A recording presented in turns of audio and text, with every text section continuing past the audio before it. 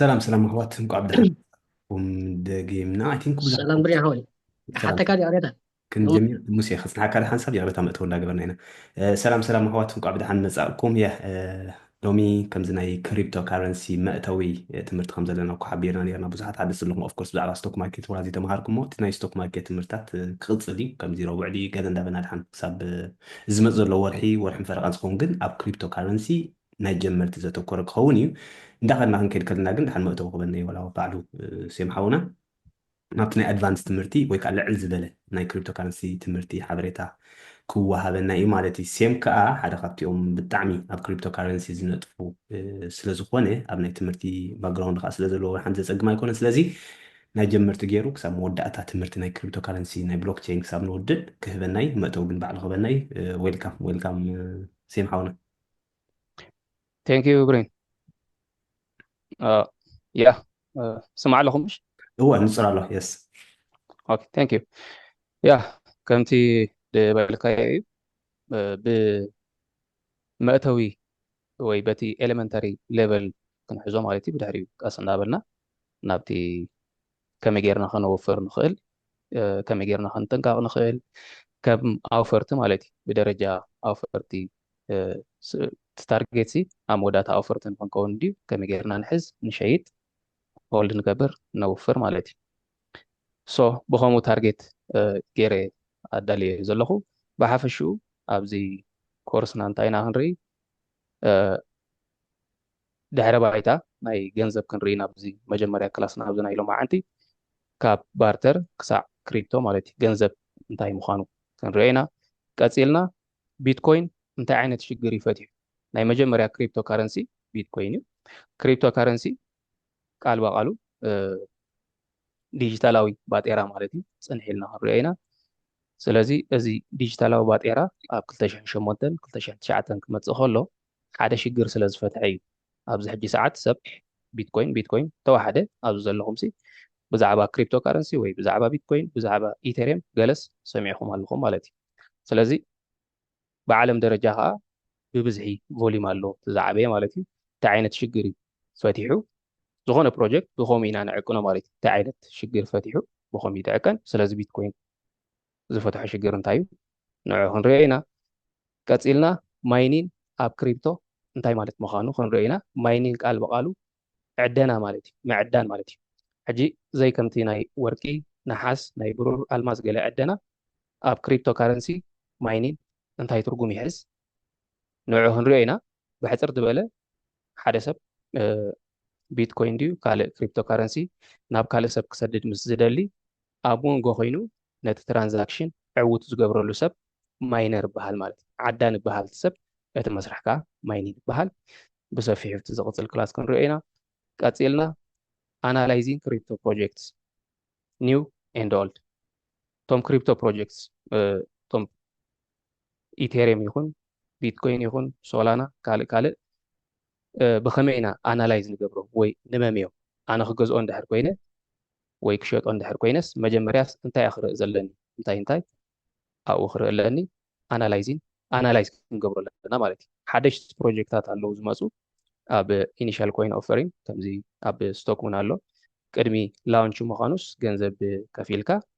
ትገዝኦ ማለት እዩ ስለዚ ኣብኡ እንታይ ኢኻ ክትርኢ ዘለካ ኣብቲ ፕሮጀክቲ ንኽትሕዞን ንኸይትሕዞን ማለት እዩ ኣናላይዝ ምግባር የድልየካ ማለት እዩ ስለዚ ሓደሽቲ ፕሮጀክት ኮኑ ናይ ቀደም ፕሮጀክት ኦልድ ኢለየ ዘለኹ ኦፍኮርስ 10 ዓመት 2008 2009 ጀሚሩ ቢትኮይን ሶ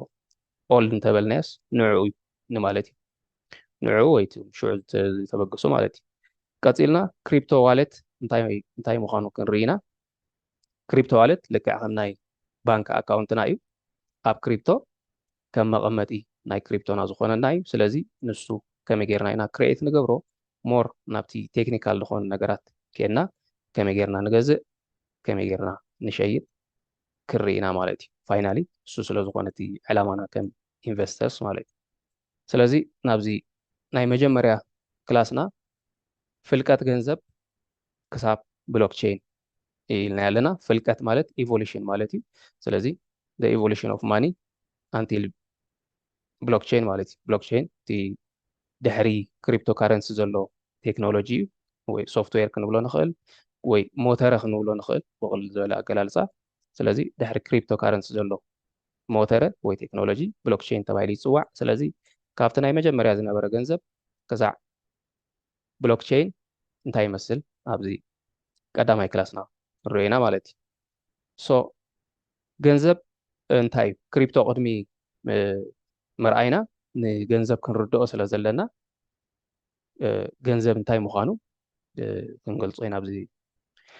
ኣብዚ ስላይድ ማለት እዩ ሶ ገንዘብ ብቕልል ዝበለ ኣብ ርእሲ ናይ ሰባት እዩ ዝፍጠር ካልእ ከተስፍሖ ትኽእል ትብሎ ትኽእል እቲ መግለፂታት ግን ገንዘብ ክኸውን እንድሕር ኮይኑ ኣነን ንስኹምን እቲ ዝሰፍሐ ማስን ክኣምነሉ ክኽእል ኣለዎ እዚ ሕጂ ብኢድና ዘሎ ዶላር ገንዘብ ኣይኮነን እንተንብሎ ነርና ገንዘብ ክኸውን ኣይክእልኒ ማለት እዩ ስለዚ ገንዘብ ንክኸውን እንድሕር ኮይኑ ኮሌክቲቭ ትራስት ናይ ሓባር እምነት ወይ ስምምዕ የድሊ ማለት እዩ ብድሕሪኡ ኣብዚ ዘመናዊ ግዜ ማለት እዩ ኣብዚ መንግስታት ንገንዘብ ክደፍእዎ ሞኔታሪ ፖሊሲ ኣውፂኦም ከማእዝንዎ ኣብ ዝጀመሩሉ ግዜ ኢንፎርስመንት ኤንድ ክሬዲቢሊቲ እቲ ድፍኢት ናይ ገንዘብ ብመን ኮይኑ ብመንግስታት ኮይኑ ማለት እዩ ሕጂ ኣብዚ ስእሊ ኣለና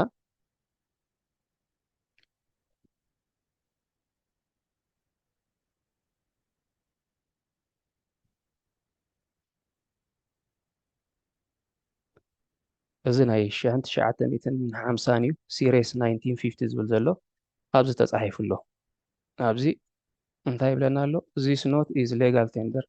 እዚ ባጤራ እዚስ ሕጋዊ ባጤራ እዩ እዚ ኖት እዚስ ሕጋዊ ባጤራ እዩ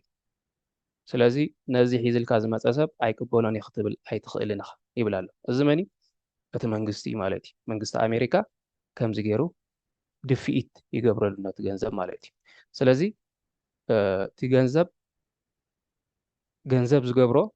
ናይ ሓባር ስምምዕ ኣብ ቦትኡ ኮይኑ መንግስታት ከዓ ንእግረ መገዶም ከምዚ ገይሮም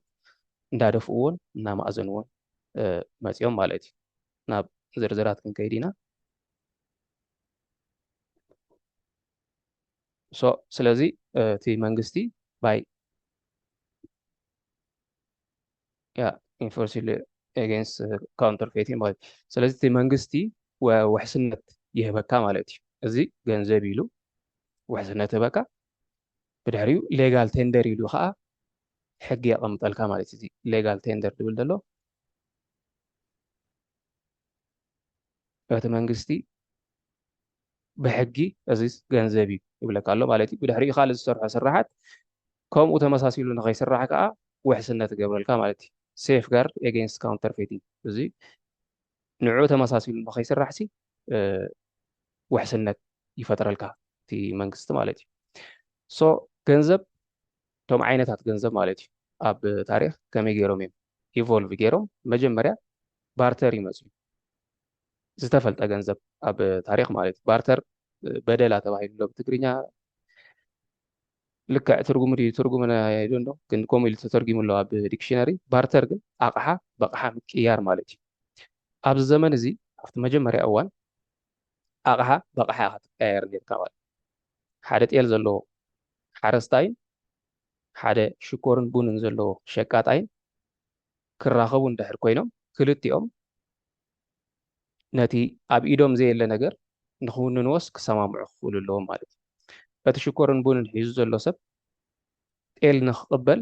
ፈቃደኛ ክኸውን ኣለዎ እቲ ጤል ዘለዎ ከዓ ሽኮርን ቡንን ንክቕበል ፈቃደኛ ክኸውን ኣለዎ ፈቃደኛታት ተዘይኮይኖም እታ ትራንዛክሽን ዕውቲ ትኸውን እያ ማለት እዩ ስለዚ ከምዛ ዓይነት ኣገባብ ስለ ዝነበረ ትራንዛክሽን ዕውት ንክኸውን ብጣዕሚ ኣሸጋሪ ዝነበረሉ እዋን እዩ ማለት እዩ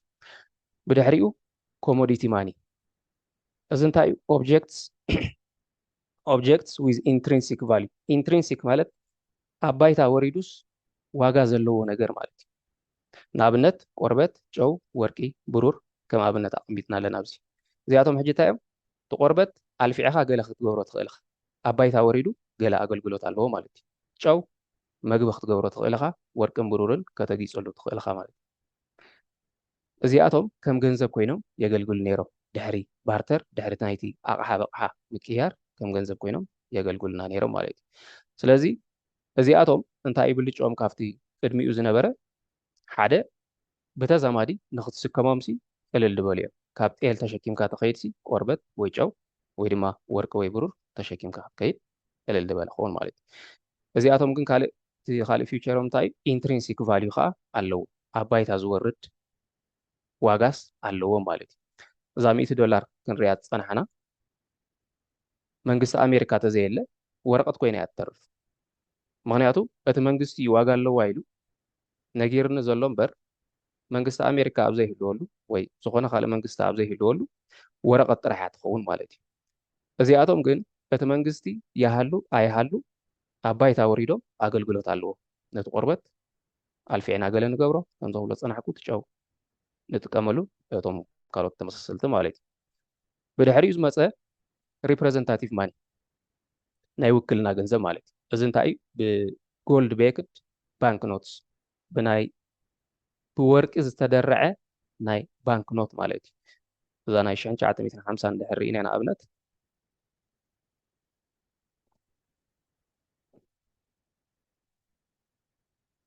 ብወርቂ ከም ዝተደረዐ ገለ ዝገልጽ የብሉን ግን እዚኣ እንታይ እያ ናይ 1950 ኢልና ያለና ቅድሚ 1970 ዝነበረ እቲ ባጤራታት ብምሉ ብወርቂ ዝተደረዐ እዩ ነይሩ እዚ እንታይ ማለት እዩ እታ ሒዝካያ ዘለኻ ወርቂ ኣብ ባንኪ እዛ ሒዝካያ ዘለኻ $100 ኣብ ባንኪ ናይ ክንደኣ ዝኾነት መጠን ወርቂ ተቐሚጣላ ማለት እዩ ስለዚ እዚ ስለምንታይ እዩ ንኢንፍሌሽን ንክከላኸል ተባሂሉ ዝመፀ ናይ ባንኪንግ ሲስተም ወይ ናይ ሞኔታሪ ሲስተም እዩ ማለት እዩ ስለዚ እዛ ገንዘብ እዚኣ ውክልና ናይቲ ኣብ ባንኪ ዘላ ናይ $100 ወርቂ እያ ማለት እዩ ብኻልእ ኣዘራርባ ብድሕሪኡ ኣብ ዕዳጋ ኣትያ ተመቓቒላ ዋጋ እንዳሃበት ንጥቀመላ ማለት እዩ ሶ ብድሕሪ እንታይ ኮይኑ ድሕሪ ኣብ 1971 ፕሬዚደንት ኣሜሪካ ዝነበረ ኒክሰን እንታይ ኢሉ እዚ ብወርቂ ዝድራዕ ዘሎ ገንዘብ ካብ ሎሚ ድንዮ ክተርፍ እዩ ቃል በቃል ዋላ ከምኡ ተዘይበለ ቃል በቃል እንታይ ኢሉ ተቐያርነት ናይ ዶላር ናብ ወርቂ ሳስፐንድ ጌርና ኣለና ኣናዊሕናዮ ወይ ኣቋሪፅናዮ ብድሕሪኡ ጀሚርናዮ ገለ ዝብል ሓበሬታ የምፅኡን ግን ተቐያርነት ናይቲ ብኢድኩም ዘሎ ዶላር ናይቲ ብኢድና ዘሎ ዶላር ማለት ዶላር ክብል ከሎስ ናብ ወርቅስ ሳስፐንድ ጌርናዮ ወይ ኣቋሪፅናዮ ኣለና ኢሉ ማለት እዩ ብድሕሪኡ እቲ ኣብ ዕዳጋ ዘሎ ዶላር ክሳብ ሰዓት እዚ ማለት እዩ ዝኾነ ንዕኡ ዝድርዕ ወርቂ ኣብ ባንኪ ኣይተቐመጠሉን ዘሎ ማለት እዩ እዚ እንታይ ተባሂሉ ይፅዋዕ ፊያት ማኒ እንታይ ወርቂ ይኹን ካልእ ኢንትሪንሲክ ቫልዩ ዘለዎ ኣብ ባይታ ወሪዱስ ክሽየጥ ክልወጥ ገለ ዋጋ ክህብ ዝኽእል ነገር ዘይብሉ ገንዘብ እዩ ማለት እዩ ስለዚ ብሓፈሻ ክንሪኦም ከለና ኮሞዲቲ ማኒ እንድሕር ኢልና እዚ ብተዛማዲ ነዚ ፍታሕ ኣምፂሉ ነዚ ባርተር ሲስተም ሪፕሬዘንታቲቭ ማኒ እዚ ፅቡቅ ገይሩ ነዚ ፍታሕ ኣምፂሉ ነቲ ቅድሚኦም ዝነበሩስ ፍታሕ ኣምፂኦምሉ ማለት እዩ ፊያት ማኒ ግን ንባዕሉ ሽግር እዩ እዚኣቶም ፈታሕቲ ሽግር ክኾኑ ከለዉ ነቲ ቅድሚኦም ዝነበረ ፊያት ማኒ ግን ንባዕሉስ ሽግር እዩ ስለምንታይ ንዕኡ ዝድርዕ ወርቂ ኣብቲ ባንኪ የለን ስለዚ ኣብ ትሕቲ ሙሉእ ምሕረት ናይቶም ኣብቲ ባንኪ ዘለዉ ሰንትራል ባንክ ንበሎም ፌደራል ሪዘርቭ ወይ ትሬጀሪ ኣብ ትሕቲ ሙሉእ ምሕረት ናታቶም ኣለኻ ማለት እዩ ደቂስካ ከለኻ 10 ቢልዮን ናብቲ ዕዳጋ እንድሕር ኢትዮም እቲ ገንዘብካ ኢንፍሌት ይገብርዎ ኣለዉ ማለት እዩ ስለዚ እዚ ንባዕሉ ሽግር እዩ ሽግር ፈቲሑ ዶ ይኮነስ ናይ ባዕሎም ናይቶም ኣብቲ ላዕሊ ዘለዉ ሽግር ፈቲሕሎም ክኸውን ይኽእል እዩ ነቲ ማስ ነቲ ህዝቢ ግን ከም ፍታሕ ኣይኮነን ከም ሽግር እዩ ማለት እዩ ብድሕሪኡ ዝመፀ ዲጂታል ኤንድ ክሪፕቶግራፊክ ማኒ ክሪፕቶ ካረንሲን ዲጂታል ማኒ እዚ ስቲል ብሞባይልና ንሳደዶ ዲጂታል ገንዘብን ክሪፕቶግራፊክ ማኒ ብዓብዩ ኣብዚ ኮርስ ንዛረበሉ እዩ እዚኣቶም መፂኦም ማለት እዩ ታሪክ ገንዘብ ነዚ ይመስል ብሕፅር ዝበለ ማለት እዩ ካብቲ መጀመርያ ባርተር ዝነበረ ብድሕሪኡ ናብ ናይ ኮሞዲትስ ቀፂሉ ናብ ኮይንስ ናብ ባንክኖት ናብዚ ሕጂ ዘለናዮ ክሪፕቶ ካረንሲ ፕላስ ባንክኖት ናብ ከምኡ መፂና ኣለና ማለት እዩ ስእላዊ መግለፂ ንምሃብ ዝኣክል እዩ ቀፂልና እንታይ ንርኢ ጥቕምታት ገንዘብ ገንዘብ እንታይ እዩ ዝጠቕመና ድሕር ኢልና መኸዘን ሃብቲ እዩ ገንዘብና ወይ ሃብትና ብዝተፈላለየ መገዲ ክዝኖ ወይ ከነቐምጦ ንኽእል ኢና ኣብ ገዛ ክንገብሮ ንኽእል ኣብ መኪና ክንገብሮ ንኽእል ኣብ ወርቂ ዳይመንድ ወዘተ ክንገብሮ ንኽእል ኣብ ገንዘብ ከዓ ክንገብሮ ንኽእል ማለት እዩ ብፍላይ ኣብቲ ቀደም ዘመን እዛ ፋንክሽን እዚኣ ዓባይ ቦታ ነይርዎ ኣብዚ ሎሚ ብዙሕ ዘይክትከውን ትኽእል እያ ብዙሕ ከተቐምጠሉ ትኽእል ሚንስ ኣለካ ኣብቲ ቀደም ግን ናብ ገንዘብ ከተቐምጦ ምኽኣል ሃብትኻ ዓብ ነገር እዩ ማለት እዩ ስለዚ ዓብ ፍታሕ ነይሩ ማለት እዩ ካልእ ስታንዳርድ ኦፍ ኤክስቼንጅ እዩ እቲ ካልኣይ ጥቕሙ ማለት እዩ ከም መቀያየሪ ናይ ትውጊታት ትውጊት ትራንዛክሽን ማለት እዩ ምውጋይ ትግርኛ ከም ገለ ከይኮንሲ ትራንዛክሽን ትሳደድ ወይ ክሬዲት የኾነካ ወይ ደቢት ትገብር ትራንዛክሽና ትውጊት እዩ ዝበሃል ብትግርኛ ስለዚ ከም መቀያየሪ ናይ ትራንዛክሽን ክትፍፅም ድሕር ደሊኻ ገንዘብ ክህልወካ ክኽእል ኣለዎ ስለዚ ገንዘብ ጥቕሙ ትራንዛክሽን ንክንፍፅም እዩ ሲምፕል ኣዛት ብድሕሪኡ መዐቀኒ ዋጋታት እውን ኮይንና ማለት እዩ ገንዘብ በቲ ናይ ጤል ኣብነት ደምፃኽዎ እንድሕር ርኢና ሲ ንኽትዕቅኖ እውን ክብድ ድብል እዩ ሓንቲ ምልእቲ ጤል ምስ ክንደይ ሽኮርን ቡንን ኢኻ ክትቅይራ ድብል ኣብቲ ዓቐን ኣሸጋሪ 5 ኪሎ ሽኮርን 5 ኪሎ ቡንን ክኸውን ዘለዎ ኣብታት ፀገማት ነይርዎ ኣብቲ ቀደም ዘመን ማለት እዩ ብድሕሪኡ ግን ዋጋታት ወፂዎ ትዋገ ማለት እዩ በቲ ቁፅርታት ክንደዚኣ ዋጋ ጉደለለይ ቀንሰለይ ገለ እናተባሃልካስ ብቁፅርታት ከም መዐቀኒ ኮይኑ ማለት እዩ ደን ስታንዳርድ ኦፍ ዲፈር ፔይመንት ምልቓሕ ማለት እዩ ኣብ መፃኢ ንዝግበሩ ውዕላት ከም መዋዓዓሊ ማለት እዩ ትልቃሕ እንድሕር ኣለኻ ንኣብነት ሰይ ፎር ኤግዛምፕል በቲ ናይ ቀደም ዘመን ሓደ ብዕራይ ብክልተ መሸማዕ ጨው ዋግኡ እንድሕር ነይሩ ኣብቲ ትወዓዓልሉ ዘለኻ ግዜ ማለት እዩ ክልተ መሸማዕ ጨው እንድሕር ኮይኑ ሓደ መሸማዕ ሕጂ ከፊልካ ኣለኻ ንዓመታ ካልኣይ መሸማዕ ጨው ክትከፍል ኢልካ ምስ ከድካ ጨው ትርጉም ዘይብሉ ኮይኑ ዝፅናሓካ ዳርጋ ካብ ሓመድ ቁሩብ ልዕል ዝበለ ዋጋ ጥራሕ ኣለዎ ማለት እዩ ሽዑ እቲ ዘለቃሓካ ሰብ ከመይ ጌርካ ክትበኒ ሓመድ ደይትበኒ ከምዚ ብለካ ክእል እዩ ማለት እዩ ስለዚ ገንዘብ እንታይ ገይሩ ቁፅሪ ስለ ዘቐመጠ ነቲ ብዕራይ መጀመርያ ናብ ቁፅሪ ትልክዖ ሽዑ ሕጂ ክንዲዚአን ክፈል ትበሃል 100 ዳኻ ክትከፍል 50 ዳኻ ክትከፍል ኣብቲ ዝመፅእ ከዓ ተን ዝተረፋኻ ቁፅሪ ትኸፍለን ማለት እዩ ስለዚ ንዝመፅእ ክፍሊታት ሓደ ንፁር ዝኾነ ዲፋይን ዝኾነ ቁፅሪ ኣቐሚጡ ማለት እዩ ቀፂልና ባህርያት ገንዘብ ንርአ ገንዘብ ብባህሪኡ ከይኣረገ ነዊሕ ክፀንሕ ይኽእል ኩሎም እቶም ዝጠቐስናዮም ገንዘብ ማለት እዩ ጨው ንበሎ ወርቂ ዋላ እዚ ወረቐት ከይተረፈ ከይኣረገስ ነዊሕ ክፀንሕ ይኽእል እዩ ንኸተጓዓዕዞ ምቹ እዩ እዚ እቲ ዘመናዊ ገንዘብ እዩ ድሕሪ ካብ ጨው ናብዚ ዘለዉ ማለት እዩ ካብቲ ሪፕሬዘንታቲቭ ማኒ ዝበልናዮ ናብዚ ዘለዉ ፕላስ ወርቂ ንገዛ ርእሱ ማለት እዩ ከተጓዓዕዞ ምቹዋት እዩ ወርቂ ካብን ናብን ከተጓዓዕዞ ቀሊል እዩ እቲ ገንዘብ ንገዛ ርእሱ $10,000 ኣብ ጁባኻ ሒዝካ ክትከይድ ወላ ሓንቲ ዘፀግም ኣይኮነን እቲ ሞቢሊቲ ቅልል ዝበለ እዩ ማለት እዩ ናብ ዝነኣሰ ዓቐን ከዓ ክምቀል ይከኣል እዩ ብድፉኑ ከምታ ጤል ደይኮነ ከምቲ ናይቲ ባርተር ግዜ ከምታ ጤል ብድፉኑ ደይኮነ ናብ ዝነኣሰ ዓቐን ነታ ጤል መጀመርያ ናብ 200 ትሸጣ እሞኒ ሽዑ ተን 200 መቃቂልካ ተደሊኻ ናይ 10 ናቕፋሊ ናይ 10 ናይቲ ሽዑ እዋን ዝነበረ ካረንሲ ቡን ትገዝእ ናይ 10 ሽኮር ትገዝእ ናብ ዝነኣሰ ተውርዶ ማለት እዩ ገንዘብ ካልእ እዚ ኳ ባህርያት ዲና ክንብሎ ዋላ እንታይ እዩ ዝተወሰነ ብዝሒ ክህልዎ ኣለዎ ዝዓበየ ፊውቸር ናይ ገንዘብ ስኬርሲቲ ውሕድ ክኸውን ኣሎ ገንዘብ ክኸውን እንድሕር ኮይኑ ዝተወሰነ ቁፅሪ ክህልዎ ኣሎ ብዝሒ እንድሕር ሃልይዎ ገንዘብ ኣይኮነን እዚ ኣዳም ስሚት ዝበሃል ናይ ቁጠባ ሊቅ ኣሎ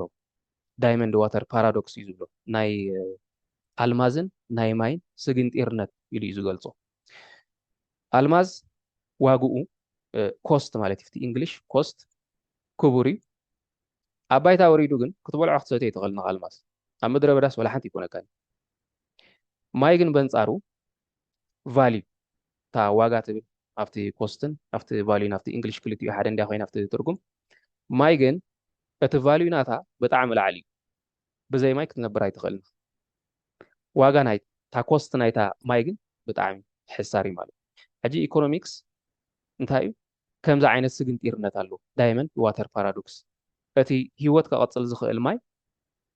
በቲ ኮስት ውሕድ እዩ እቲ መገፂ ዝኾነ ግን ስለ ዝወሓደ ሂወት ግን ብኡ ተቕፅልን ኣይተቕፅልን ዘይውሰን ኣልማዝ ግን እቲ ኮስት ናቱ ብጣዕሚ ላዕሊ እዩ ማለት እዩ ስለዚ ገንዘብ ፈቲና ፀሊእና ንቕበሎ እንታይ ዝበሃል ኩነታት እዩ እዚ ማለት እዩ ገንዘብ ሕጂ ልክዕ ከም ዳይመንድ ኣዝዩ ውሕድ ክኸውን ክኽእል ኣለዎ ገንዘብ ክኸውን እንድሕር ኮይኑ ማለት እዩ ብዙሕ እንድሕር ሃልይዎ ካብ ባህርያት ናይ ገንዘብ ይወፅእ ማለት እዩ ካልእ ኣብቲ ቅድም ኢልና ዝበልናዮ ዓለም ለኻቢ ወይ ከባብያዊ ተቐባልነት ክህልዎ ኣለዎ ኣብቲ ኣእምሮ ሰብ ኣብቲ ኣነ ንስኹም ክንቅበሎ ኣለና ዝበልናዮ ተቐባልነት ክህልዎ ኣለዎ ገንዘብ ክኸውን እንድሕር ኮይኑ ማለት እዩ ኣብ ውሕዳት ሰባት ተሓፂሩ ዝተርፍ እንድሕር ኮይኑ ገንዘብ ኣይክኸውንኒ ማለት እዩ ሶ ኣብዚኣ ንምንታይ ኣምፅያ ክልተ ሰባት ሓደ ንብረት ክሻየጡ ወይ ኣነ ናብ እንዳ ድኳን ከይደ ሓደ ንብረት ክገዝእ ምስ በልኩ እዚ ገንዘብ እዚ ትኽክል ኣይኮነን ወይ ትኽክል ኣይኮነን ናብ ባንክ ወሲደ ቼክ ክገብሮ የብል እቲ በዓል ድኳን ኦኬ ቼክ ግበሮ ትብሎ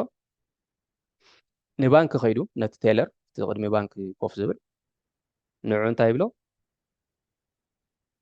ቼክ ግበረለ ይብሎ ማለት እዩ ሽዑ እቲ ቴለር እንታይ ቼክ ዝገብር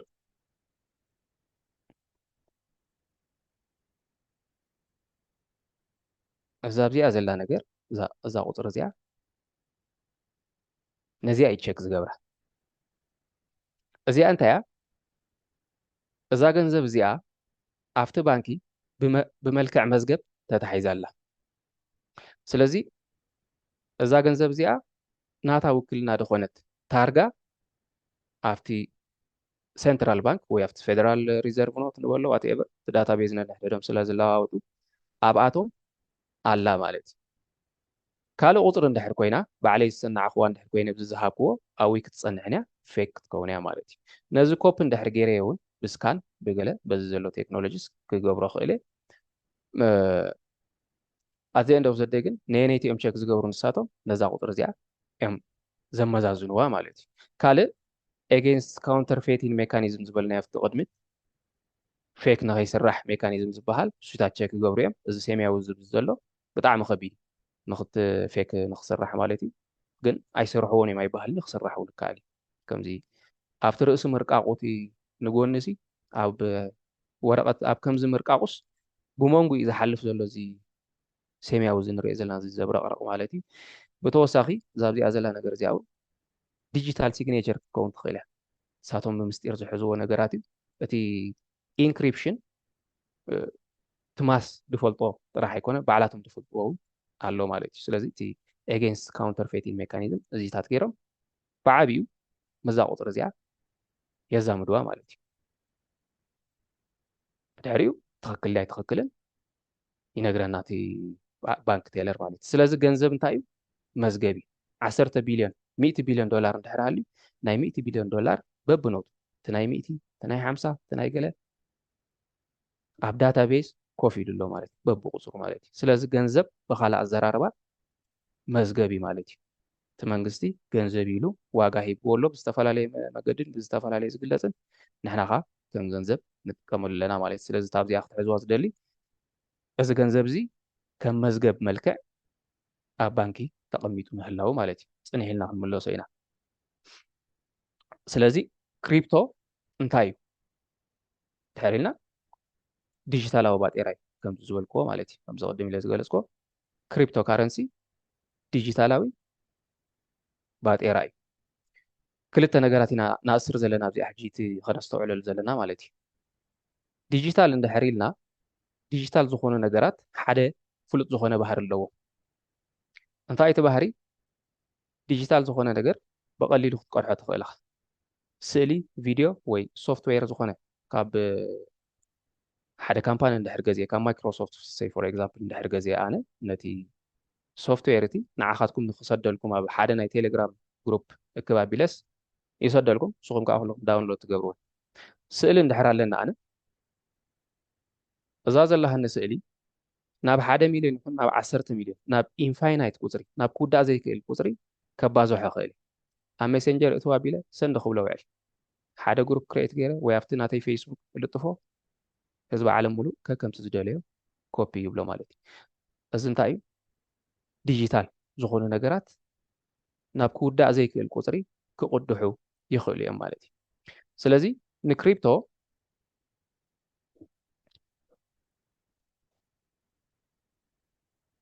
ኦኬ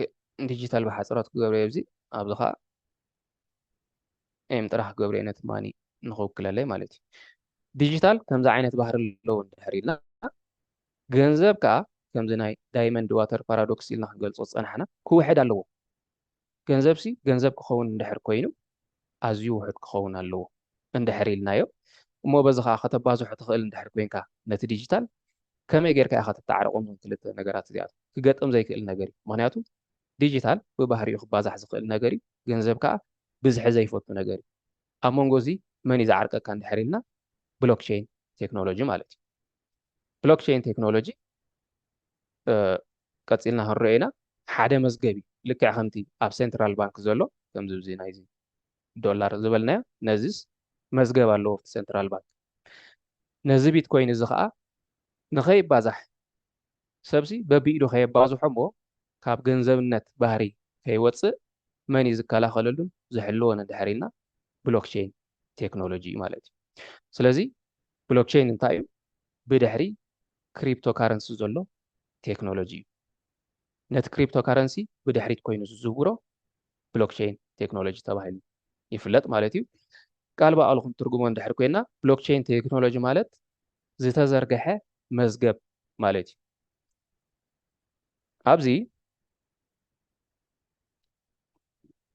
ኣብዚ ናይ ስርዓተ ዶላር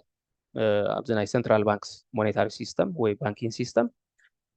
ኣነ ናብ ሓደ ሰብ ገንዘብ ክሰድድ እንድሕር ኮይነ ባንክ ከይደ ወይ ብሞባይለይ ወይ ብካሽ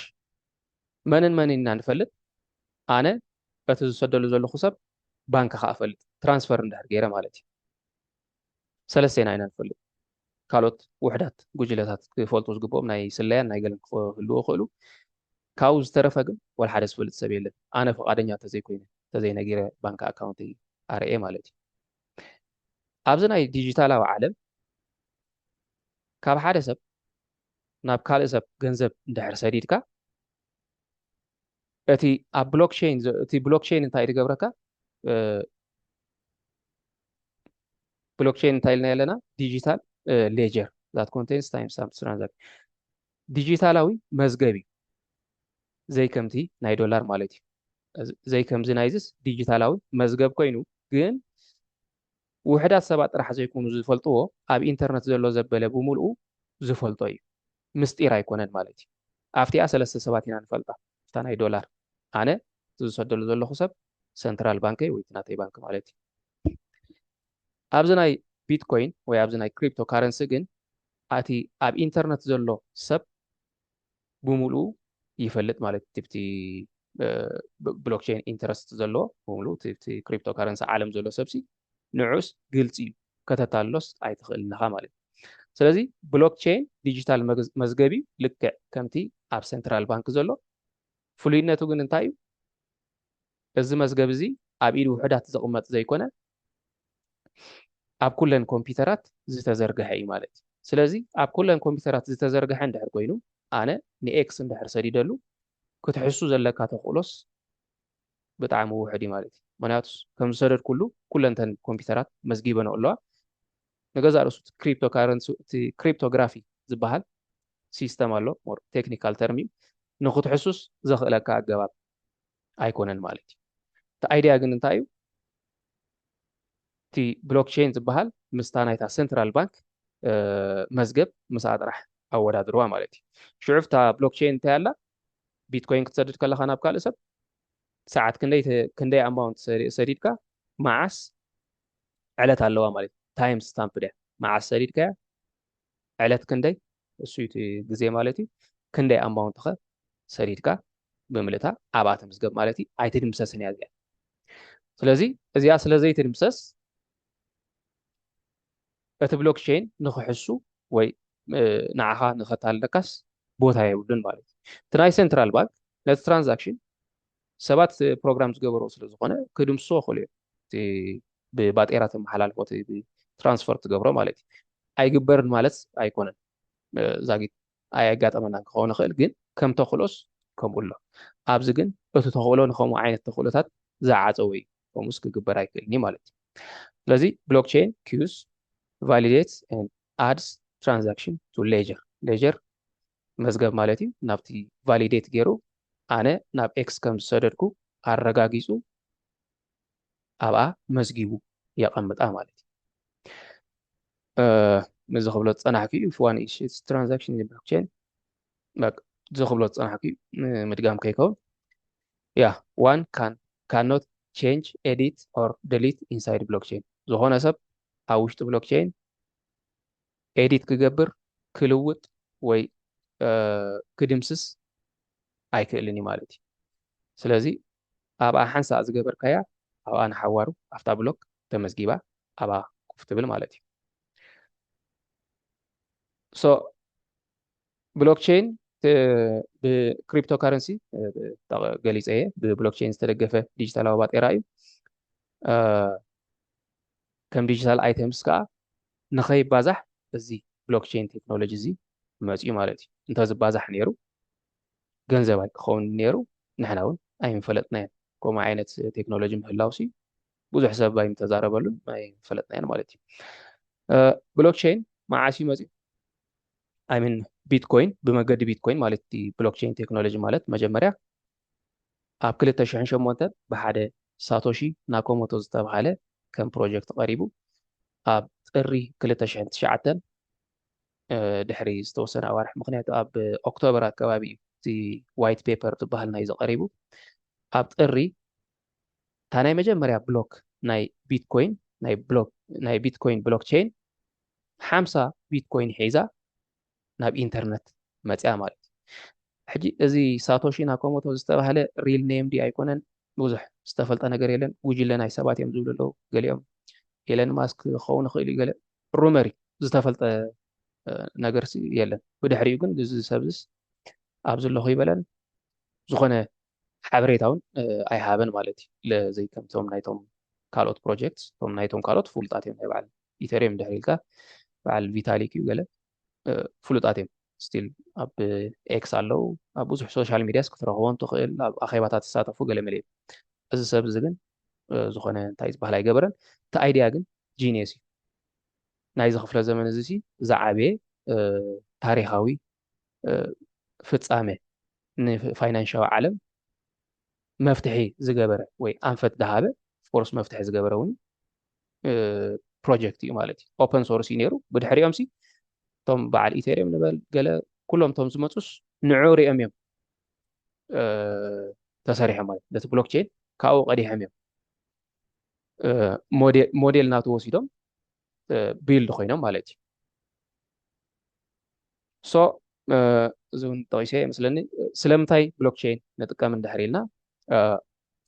ክሪፕቶ ዲጂታል ከም ምዃኑ መጠን ብቐሊሉ ክቅዳሕ የብሉን ሶ ብሎክቼን ንጥቀም ካልእ ኣማራፂ ንተራ ባንክታት ከም እማን ወይ ሳምዕ ባንክታት እንታይ እየን ደው ሕሳልና እምነት እየን ደው ሕሳልና ብካልእ ኣዘራርባ ማለት እዩ ኣነ ትራንስፈር ክገብር እንድሕር ኮይነ ገንዘብ እቲ ዝቕበለኒ ዘሎ ገንዘብ ነቲ ባንኩ ከኣምኖ ክኽእል ኣለዎ እንተዘይ ኣሚንዎ እቲ ባንኪ ይሕስወኒ ኣሎ እንድሕር ኢሉ ነቲ ባንኪንግ ሲስተም ዋላ ነቲ ገንዘብ ብምሉእ ኣይክቕበሎን እዩ ማለት እዩ ኣብ ሓደ ሓደ ባንኪንግ ሲስተም ዋላ ኣባኹም ይህሉ እዩ ከምዚ ሪቨርስ ዝግበር እዩ ብዙሓት ባንክታት ሓደ ትራንዛክሽን ምስ ገበርካስ ንድሕሪት ክትመልሶ ትኽእል ኢኻ ምስ ከፈልካስ ካንሰል ትገብሮ ማለት እዩ ኣብ ብሎክቼን ከምኡ ዝበሃል የለን ሓንሳ እንድሕር ተኸፊላ እያ ኣብዚ ናይ ባንክታት እማን ወይ ሳምዕ ዝኾነካ ከምዚ ምስክርነት ዝኾነካ መኒ እቲ ባንኪ እዩ ምስክርነት ዝኾነካ ማለት እዩ ስለዚ ነቲ ባንኪ ኣሚንካ በዓል ድኳን ኢኻ እሞ ነበል ነቲ ባንኪ ኣሚንካ ገንዘብ ተቐቢልካ ካብቲ ሰብ ኣብ ኣካውንትኻ መፂካ ገንዘብ $100 $200 ናይቲ ዝተገብረ ትራንዛክሽን እቲ ንብረት ሂብካዮ ነቲ ሰብ ድሓር እቲ ሰብ ካንስል ብሎ ነቲ ገንዘብ ማለት እዩ ነቲ ትራንዛክሽን ካንስል ይብሎ ሕጂ መን የሽክለካ ኣሎ እቲ ባንኪ የሽክለካ ኣሎ ሌጋል ፕሮሲጀርስ ኣሎ ሕጋዊ መስራሓት እዚ ከምኡ ይኮነን ገሌልካ ክትመልሰሉ ትኽእል ኣብዚ ኣፍሪቃታት ግን ብዙሕ ሰብ ብኸምኡ ተበሊዑ ማለት እዩ ይመፀሉ ገንዘብ ኣቲካ በሃል ሪቨርስ ትራንዛክሽን ይገብር ብኣካል ኣብቲ ባንኪ ኸይዱ ኣፕላይ ይገብር ተጋጊአ ከምዚ ኢለ ገለገለ ኢሉ ድሓር ይስሕብዎ ነቲ ትራንዛክሽን ማለት እዩ ነቲ ባንኪ ተኣሚኑ ንብረቱ ዝሃበ በዓል ድኳን ኣብ ክሳራ ኣቱ ማለት እዩ ኣብ ብሎክቼን ወይ ኣብዚ ናይ ክሪፕቶ ካረንሲ ከምኡ ዝበሃል የለን ዋንስ ትራንዛክሽን ድሕር ተፈፂሙ ኢትስ ኢሪቨርሲብል ንድሕሪት ክትመልሶ ኣይትኽእልንኻ ማለት እዩ ስለዚ ብሎክቼን ኣብ ድኳን ከይድካ ብቐጥታ ባንኪ ምስክር ከየድልየካ ንብረት ክትገዝእ ኣኽኢሉ ማለት እዩ ኣብ 2012 እታ ናይ መጀመርያ ትራንዛክሽን ዝተኻየደትላ መስለን እንተዘይተጋገ እታ ዓመተ ምህረት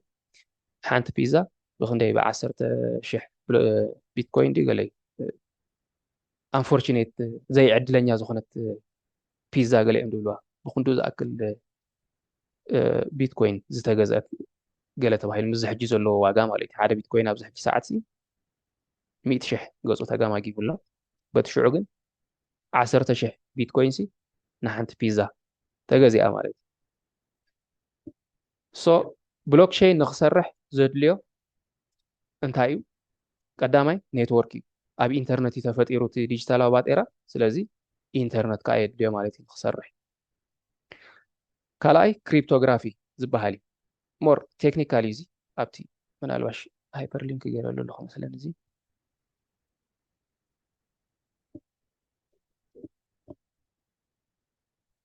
ብከምዚ ተተረድአና እስኪ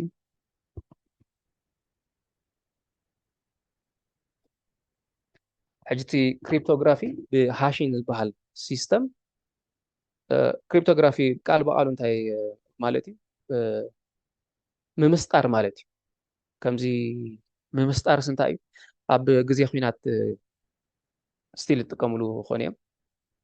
እቶም ኣብ ሬድዮ ርክብ ዘለዉ ሰባት ክዘራረቡ ከለዉ ነንሕድሕዶም ብምስጢር እዮም ዝዛረቡ ኮድ እዮም ዝዛረቡ ወይ ብፅሑፍ ዝሳደዱ እንድሕር ሃልዮም ኮድ እዩ ፅሑፍ ምክንያቱ ክጥለፍ ስለ ዝኽእል ሓበሬታ ብኮድ ዝዛረቡ እሞ እቲ ዝቕበል ዘሎ ነቲ ኮድ ይፅሕፈን ብሙልአን ሽዑ ናብታ መዝገቡ ኸይድ በርቅዶ ጫዓ ገለመለ እንታይ ማለት ምዃና ምስታ መዝገቡ ተኣሳሲሩ ኦኬ ከምዚ እምበር እዩ ዝብል ዘሎ ኢሉ መልሲ ክህቦ ከሎ ከዓ ከምኣ ገይሩ ኢንክሪፕት ዲክሪፕት እዩ ዝበሃል ከምኣ ገይሩ እታ መልሲ ከዓ ይመልሰሉ ማለት እዩ ከምዚያን ኢሉ ከዓ እንደገና ይመልሰሉ ማለት እዩ ስለዚ ክሪፕቶግራፊ ተመሳሳሊ ምምስጣር ማለት እንዲ ብኸምኡ ኣገባቢ ዝሰርሕ እዚ ሞር ቴክኒካል እዩ ከም ኢንቨስተር ከም ኣውፋሪ ብዙሕ ናብ ኮሚታት ቲፓሽን ድሕር ኣለካ እዩ እምበሪ ንዑ ፈሊጥካዮ ከምዚ ሞተር ናይ ሓደ መኪናስ ክንደይ ሮቴሽን ፐር ሚኒት ክንደይ ይዘውር ከም ምፍላጥ እዩ ንገዛኻ ንክትጥቀመሉ መኪናስ ክንደይ ይዘውር ኣሎ እቲ ሞተርስ ምፍላጥ ኣይድልየካን ጥዕና ናይቲ መኪና ሜንተናንስ ገለ ሓለወሉ እምበሪ ብድሕሪኡስ እቲ መኪና ክኸደልካ ክእል ማለት እዩ እዚ ከዓ ከምኡ እዩ ንምፍላጥ ዝኣክል ብከምዚ ኣገባቢ ይሰርሕ ማለት እዩ ክሪፕቶግራፊ ከምዚ ገይሩ ይምስጥሮ ዲክሪፕት ከዓ ገብሮ ማለት እዩ ኢንክሪፕት ዲክሪፕት ሓደ ሓበሬታ መፅእ ይምስጥሮ መሊሱ ከምዚ ገይሩ የውፅኦ ማለት እዩ ሃሽ ሲስተም ይበሃል ብዙሕ ኤሌክትሪክ ዝወስድ እዩ እቲ ኔክስት ኣብቲ ናይ ማይኒን ክላስ ክንሪኦ ኢና ብሎክቼን ንክሰርሕ ግን እዚ ዓይነት ኣገባብ እዚ የድሊ ማለት እዩ ክሪፕቶግራፊ ምምስጣር ማለት እዩ ካልእ ሓበራዊ ሕጊ እዚውን ቁሩብ ኣብቲ ውሽጢ ቴክኒካል ዝኾኑ ነገራት ኣለዎ ክንደይ ብሎክ ኮንፊርሜሽን ዝበሃል ኣሎ ሓደ ትራንዛክሽን ዕዉት እዩ ንክበሃል ክንደይ ብሎክ ኮንፊርሜሽን ክሓልፍ ኣለዎ ገለገለ ዝብልታት ዝርዝራት ኣለዎ ሓበራዊ ሕጊ ክህሉ ኣለዎ ምስ ማይኒን ይተኣሳሰር እዩ ኦፍኮርስ ኣብ መወዳእታ ከዓ ዓስብን መቕፃዕትን ዓስቢ እንታይ እዩ ኣነ ናብ ኤክስ ቢትኮይን ክሰድድ እንድሕር ደልየ ክሰድድ ደልየለ ኢኒሽየት ገብራታ ትራንዛክሽን ማለት እዩ ብድሕሪኡ ዘረጋግፀለይ ነዛ ትራንዛክሽን እዚኣ እቶም ማይነርስ እዮም ኢልናዮም ኣለና እቶም ማይነርስ ብዙሓት እዮም ሕጂ እንታይ እዮም ዝገብሩ ኮምፒተር ኣቐሚጦም ኣብ ክገዝኦም ዝተራቐቐ ናይ ኮምፒተር ክእለት ገለ ዘድልዮ ኣይኮነን ኮምፒተር ጥራሕ ኣቐምጦ ኣቢሎም ጂፒዩ ሎት ኮምፒተር ስክዕ ስክዕ ኣቢሎም ኣቐምጥዎ ሶፍትዌራት ኣሎ ኣብኡ ኤሌክትሪክ ይወስድ እዩ ኦፍኮርስ ኣብኡ ፉፍ ክብል ውዕል ማለት ሽዑ እቲ ጂፒዩ እንታይ ይሰርሕ ማቴማቲካል ፕሮብለም ሶልቭ ዝገብር ሕጂ እዛ ማቴማቲካል ፕሮብለም መን ሶልቭ ዝገብራ ዝተፈላለዩ ማይነርስ እዮም ሶልቭ ዝገብርዋ እቲ ቀዲሙ ሶልቭ ዝገበራ ነታ ትራንዛክሽን ይወስዳ ማለት እዩ ስለዚ እታ ትራንዛክሽን ፊ እቲ ብሎክቼን ሪዎርድ ይገብሮ ወይ ዓስቢ ይህቦ ማለት እዩ ልክዕ ከምዚ ባንኪ ካብ ሓደ ናብ ሓደ ክትሰድድ ከለኻስ ትራንዛክሽን ፊ ይቆርፀልካ እዩ ኣብዚ እታ ትራንዛክሽን ፊ ዝገብርዋ እቶም ማይነርስ እዮም እታ ትራንዛክሽን ዝገብርዋ እቶም ማይነርስ እዮም እታ ትራንዛክሽን ፊ ነቲ ቀዲሙ ነታ ትራንዛክሽን ዘረጋገፀ ሰብ ንዕኡ ትወሃቦ ማለት እዩ ዓስቢ እያ መቕፃዕቱ እንታይ እዩ እቶም ካልኦት እንታይ እዮም ዝኾኑ ናይ ኤሌክትሪኮም ይኸስሩ ማለት እዩ ምክንያቱ ብዙሕ ናይ ኤሌክትሪክ ፀዓት ስለ ዘድልዮ 24/7 ዳርጋ ራንክ ክገብር ስለ ዘድልዮ እቲ ማይኒንግ ዝገዛእ ርእሱ ኣብ ሕሳር ናይ ኤሌክትሪክ ዓድታት ዝካየድ ስለ ዝኾነ እታ ትራንዛክሽን ተዘይ ረኺባታ ናቱ ኮምፒተር ናይ ኤሌክትሪኩ ከሲሉ ተርፍ ማለት እዩ ሶ ብሎክቼን እንታይ ኢልና ኣለና ክሕሱ ዘይክእል መዝገብ ማለት እዩ ክሕሱ ዘይክእል መዝገብ እዩ ኢልና ኣለና ኣብ ገንዘብ ብከምዚ ንጥቀመሉ ኣለና ኣብ ካልእኻ ኣፕላይ ክኸውን ይኽእል ሳቶሺ ክምህዞ ከሎ ንገንዘብ ኢሉ እዩ ምሂዝዎ ከምዚ ዝረኣናዮ ማለት እዩ ኣብ ካልእ ኣፕሊኬሽን እውን ክኣቱ ይኽእል እዩ ማለት ትድሒሩ ዝመፀ ዴቨሎፕመንት ንከምዚ እውን ክንጥቀመሉ ንኽእል ኢና ናብ ዝብል ኢምፕሊኬሽን ወሲዱ ማለት እዩ ሶ ብመገዲ ብሎክቼን ጌርካ ናይ መርዓ ናይ ብርስ ናይ ደዝ ሬጅስትሬሽን ናይ መርዓ ናይ ትውልድን ናይ ሞት ምዝገባንሲ ክግበር ይከኣል እዩ ዝተወልደ ሰብ ወይ ዝሞተ ሰብ ኣብቲ ብሎክቼን ትምዝግቦ እሞ ንሓዋሩ ኣይትድምሰስን እያ ማለት እዩ መርዓ እንድሕር ኣለኻ ናይ መርዓ ፍትሕ እንድሕር ኣለ ናይ ፍትሕ ንሓዋሩ ኣብኣ ኮፍ ትብል ማለት እዩ ብድሕሪኡ ዝመፅእ ናይ ዲሞግራፊ ድዩ ናይ ኮንሰንሰስ ነቲ ሓበሬታት ከም ዝጥዕሞ ገይሩ ይጥቀመሉ ማለት እዩ ኣብ ብዙሕ ኣፕላይ ክኸውን ይኽእል ማለት እዩ ናይ ኢሚግሬሽን ኤንድ ሲቲዘንሺፕ ሬጅስትሬሽን ዜጋታትካ ክትምዝግበሉ ትኽእል ካብኡ ሓንሳእ ዜጋታተይ ምድሕር ኢልካዮም ክድምስሶም ኣይትኽእልካ ሶ ብመንገዲ ብሎክቼን ኣቢልካ ንብሙሉኦም ዜጋታትካ ኣብኡ ትምዝግቦ እሞ ድሕሪኡ ነባሪ ሰነድ ወይ ዘይድምሰስ ኮይኑ ሞኻ ግልፂ ማለት እዩ ኩሉ ሰብሲ መን ተመዝጊቡ ገለመለ ኣይኮነን ግን ኣብቲ ብሎክቼን ብዘይሕሱ ወይ ካልኦት ማኒፕሌት ብዘይገብርዎ ካልኣይ መዓልቲ መፂኦም ኤዲት ደሊት ወይ ኣፕዴት ብዘይገብሩሉ መንገዲ ትምዝግቦ ማለት እዩ ቦርዲን ሰባት ካብ ናብ ክገሹ ከሎ ማለት እዩ ናብ ዓድኻ ዝኣተው ገያሾ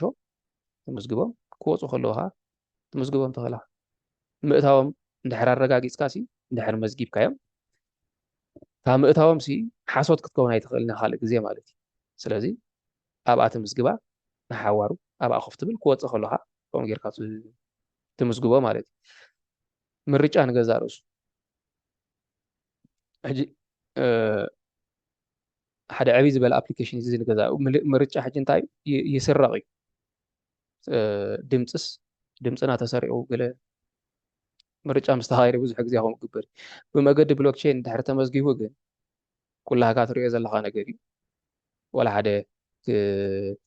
ከታልለካስ ኣይክእልኒ ማለት እዩ ኣብ ሓደ ዓዲ ዝመረፁ ሰባት ኣብኣ ኮፍ ክብሉ እዮም ኣይክትድምሰስን እያ ኣብቲኣ ዝመረፁ ሰባት ኣብኣ ኮፍ ክትብል እያ ኣይትድምሰስን እያ ናብ ኩላካ ክትዝርግሓ ትሪኣ ኢኻ ስለዚ እቲ ትኽክለኛ ተመራፅስ ክወፅእ ይኽእል እዩ ብመገዲ ብሎክቼን ቴክኖሎጂ ማለት እዩ ካርቶግራፊ ኤንድ ሊዝ ኦፊስ ናይ መሬት ካርታ ማለት እዩ ብፍላይ ኣብ ኣፍሪቃ ሲ ገዛ ካብ ኤክስ እገዛ ኣለኹ እንዳበልካስ ናይ ዋይ ኮይኑ ክፀንሕ ይኽእል እዩ ካልኣይ ካርታ ስሪሑስ ሸጠልካ ክህሉ ይኽእል እዩ ነቲ መሬት ግን ናይ መን ምዃኑ መጀመርያ እንድሕር መዝጊብካዮ ብክድምሰስ ክመዓራረብ ዘይክእል መንገዲ ናይ መን ምዃኑስ ብትክክል ክትፈልጦ የኽእለካ እሞኒ ገንዘብካ ካብ ምኽሳር የድሕነካ ማለት እዩ ሶ ባይ ኮምፓሪዝን ብንፅፅር ክንሪኦ እንድሕር ኮይና እዚ ክንብሎ ዝወዓልና ማለት እዩ ክሪፕቶ ባርተር ካሽ ቼክ ክሬዲት ምስ ክሪፕቶ ነናፃፅሮም ኣለና ምስ ካብ ባርተር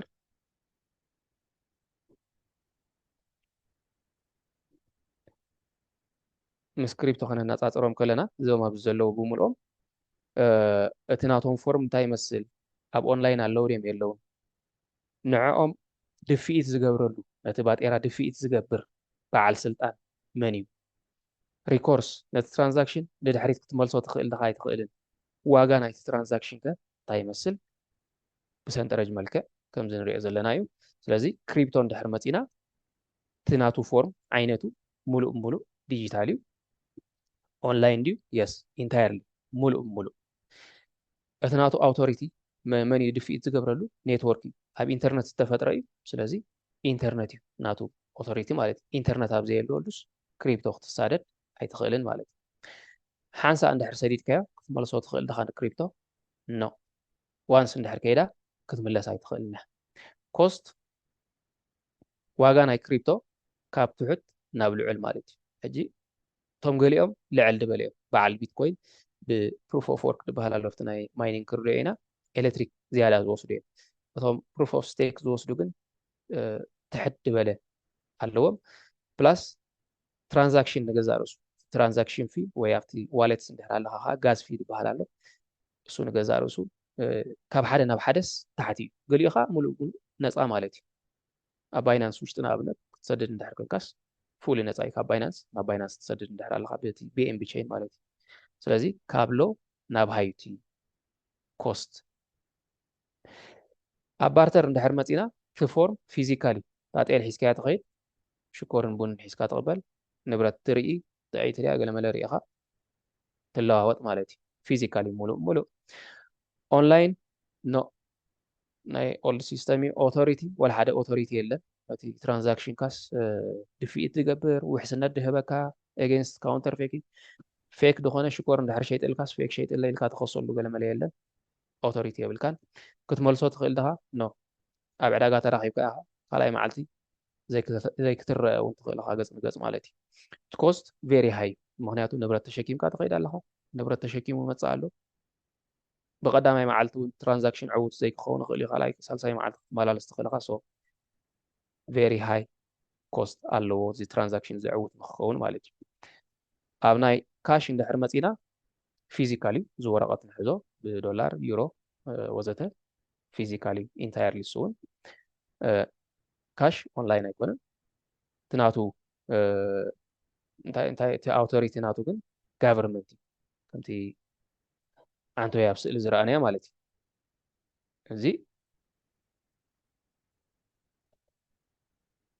እቲ ውሕስነት ዝህበና ዘሎ እዚ እዚ እቲ መንግስትስ ውሕስነት ይህበና ኣሎ እዚ ማለት እዩ እዚ ሕጋዊ ባጤራ እዩ ይብለና ኣሎ ማለት እዩ ሪኮርስ ካሽ ገንዘብ እንድሕር ተሳዲድካ ክምለስ ይከኣል እዩ ክምለስ ኣይከኣልን ሜቢ ትፈልጦ እንድሕር ኮንካ ክምልሰልካ ክኽእል እዩ ኣብ ዘይትፈልጦ ናይ ዕዳጋ ሲስተም ንዛረብ ስለ ዘለና ግን ካልኣይ መዓልቲ እውን ዘይክትረአ ትኽእል ስለዚ ተመላሳይ ኣይኮነን ንብል ማለት እዩ ኮስት ሎው እዩ ድሓኒ ኣብ ጁባኻ ተሰኪምካያ ስለ ትኸይድ ነቲ ገንዘብ ብዙሕ ፀገም የብልካን ማለት እዩ ኣብ ቼክ እንድሕር መፂና ዝበዝሕ ቼክ ፊዚካሊ እዩ ኦንላይን ኣለዎ ድዩ ስላይትሊ ብዝተወሰነ መልክዕ ኦንላይን ኣለዎ እቲ ነዚ ድፊኢት ትገብር ወይ ውሕስነት ድህበካ መን ባንኪ እዩ ምክንያቱ እቲ ባንኪ እዩ ኩሉ ዘካይዶ ማለት እዩ እቲ ኣካውንትኻ ኣብኡ ኣሎ ኩሉ እቲ ሓበሬታኻስ ምስቲ ባንክ ዝተኣሳሰር እዩ ማለት እዩ ክምለስ ከኣሊ ናይ ቼክ የስ ክምለስ ከኣሊ እቲ ትራንዛክሽን ኮስት ሞደሬት ብመጠኑ ምክንያቱ ደብተር ከምዚ ዳርጋ ጥራዝ መሳሊ ኢኻ ተሸኪምካ ትኸይድ ሓደ ቆፅሊ ነቲ ሰብ ትህቦ ሓደ ቆፅሊ ምሳኻ ተርፍ እቲ ባንኪ እውን ዝቆርፆ ፊ ክህሉ ይኽእል እዩ ዛትስ ዋይ ሞደሬት ንብሎ ዘለና ኣብዚ ማለት እዩ ክሬዲት ካርድ መብዛሕትኡ ዲጂታል እዩ ኩላህና ሒዝናዮ ዘለና ማለት እዩ ኦንላይን ድዩ ያ ሕጂ እዚ ኦንላይን እንታይ እዩ ክትእትዎ ከለካ ኣብቲ ፖስት ማሽን ወይ ኣብቲ ዘኽፍሉካ ሲ ኢንተርነት ክህሉ ኣለዎ ነቲ ትራንዛክሽን ክፍፀም እንድሕር ኮይኑ ማለት እዩ ኢንተርነት ተዘይሃልዩ ከዓ ኢንትራኔት ኣብቲ ከባቢ እቲ ጥራሕ ዝሰርሕ ናይ ኔትወርክስ ሚንስ ክህሉ ኣለዎ ዛትስ ዋይ ሞስትሊ ዝብሎ ዘሎ ማለት እዩ ስለዚ ዝበዝሕ ኦንላይን እዩ ተዘይኮይኑ ብኢንትራኔት እውን ሰዓት ክሰርሕ ይኽእል እዩ ማለት እዩ ኦቶሪቲ ፉሊ ባንኪ ሓላፍነት ዝወስደሉ ዘካይዶ ኦፕሬት ዝገብሮ ኩሉ እዩ ክምለስ ከኣል ድዩ የስ ንድሕሪት መልሶ ተኸባቢ ክስታይ ድገበርከያ ኖ ሳተላይት ግበሮ እዚ ደው ኢልካ ናብቲ ካርድኻ ክትመልሶ ትኽእል ማለት እዩ ኮስት ሃይ እዩ ምክንያቱ ወርሓዊ ክፍል ኣለዎ ብዓመታዊ ተተሚኑ ገለ ስለዚ ኮስት ዋጋ የውፃና እዩ ማለት እዩ ብነፃስ ኣይኮነን ያ ሶ ነዚኣ ትመስል ነይራ ክላስና ዝኾነ ሕቶታት ገለ እንድሕር ሃልዩ ናብ ሕቶታት ክንከይድ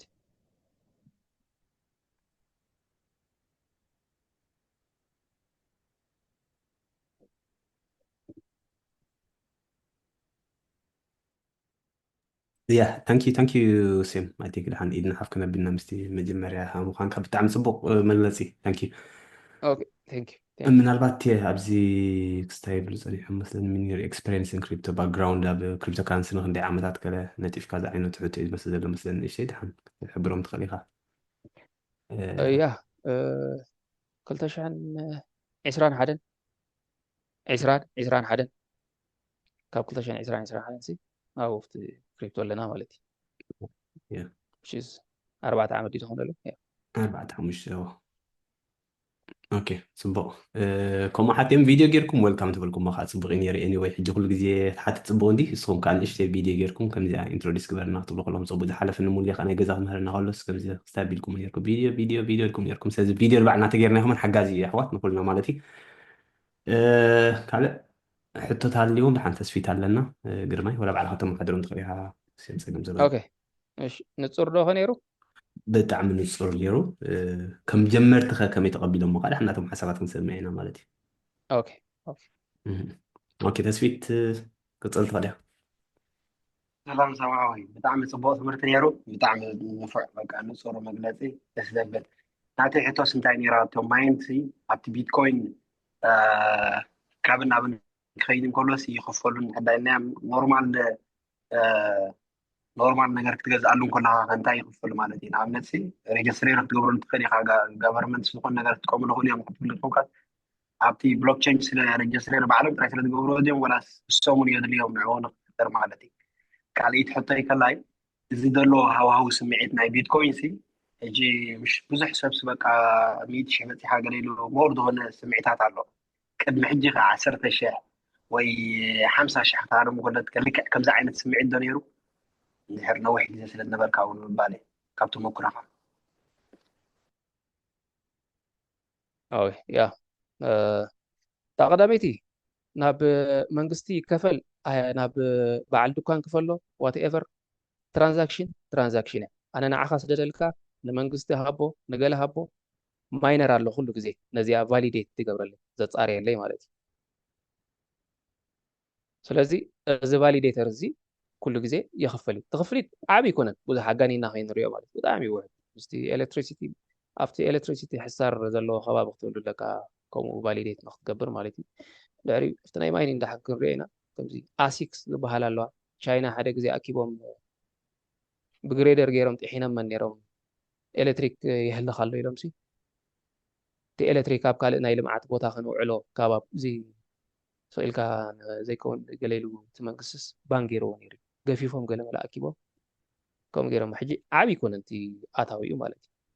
እቲ ኤሌክትሪሲቲ ሕሳር እንድሕር ኮይኑ ግን ይጠቕመና እዩ ሶ እቲ ትራንዛክሽን ናብ ባንኪ ይኽድ ዋትኤቨር ናብ ካልእ ይኽድ ናብ ገለ መኽፈሊ ንጥቀመሉ ናብ ገለ ንግበረሉ ትራንዛክሽን እያ ንድሕሪት ክትመልሳ ኣይትኽእልን ኢኻ ቫሊዴተር ናቱ ይወስድ كابها ندحر كيدا ندحر ملس هيتخلنا نسايا مالتي سو كلاي እቲ ማርኬት ሴንቲመንት ይመስለኒ እቲ ሕቶ እቲ ያ ብዙሕ ኣፕስ ኤንድ ዳውንስ ነይርዎ ቢትኮይን መዓስ እዩ ዓሚ እዩ ኣክቹዋሊ ኣብቲ 75,000 ገለ ከባቢ በፂሑስ መሊሱ ዓሚ ቅድሚ ዓሚ ምስሊ 2023 እያ መሊሱ ንድሕሪት ተመሊሱ ማለት እዩ ትንክፍ ኣቢልዋታ 65 ንድሕሪት ተመሊሱ ናብቲ 50ታት 40ታት ገለ መለ ተራይ ቁሩብ ፀኒሑ ኸዓ ቀስ እንዳበለ 2024 ቢትኮይን ሃቪን ትበሃል ኣላ ሪዎርድ ክግበር ከሎ ሲ ሞር ኣብቲ ናይ ማይኒ እንዳሓን ክሪኦ ሕጂ ከይነውሓና ምእንቲ በር ሃቪ ኣብ 4 ዓመት ሲ እቲ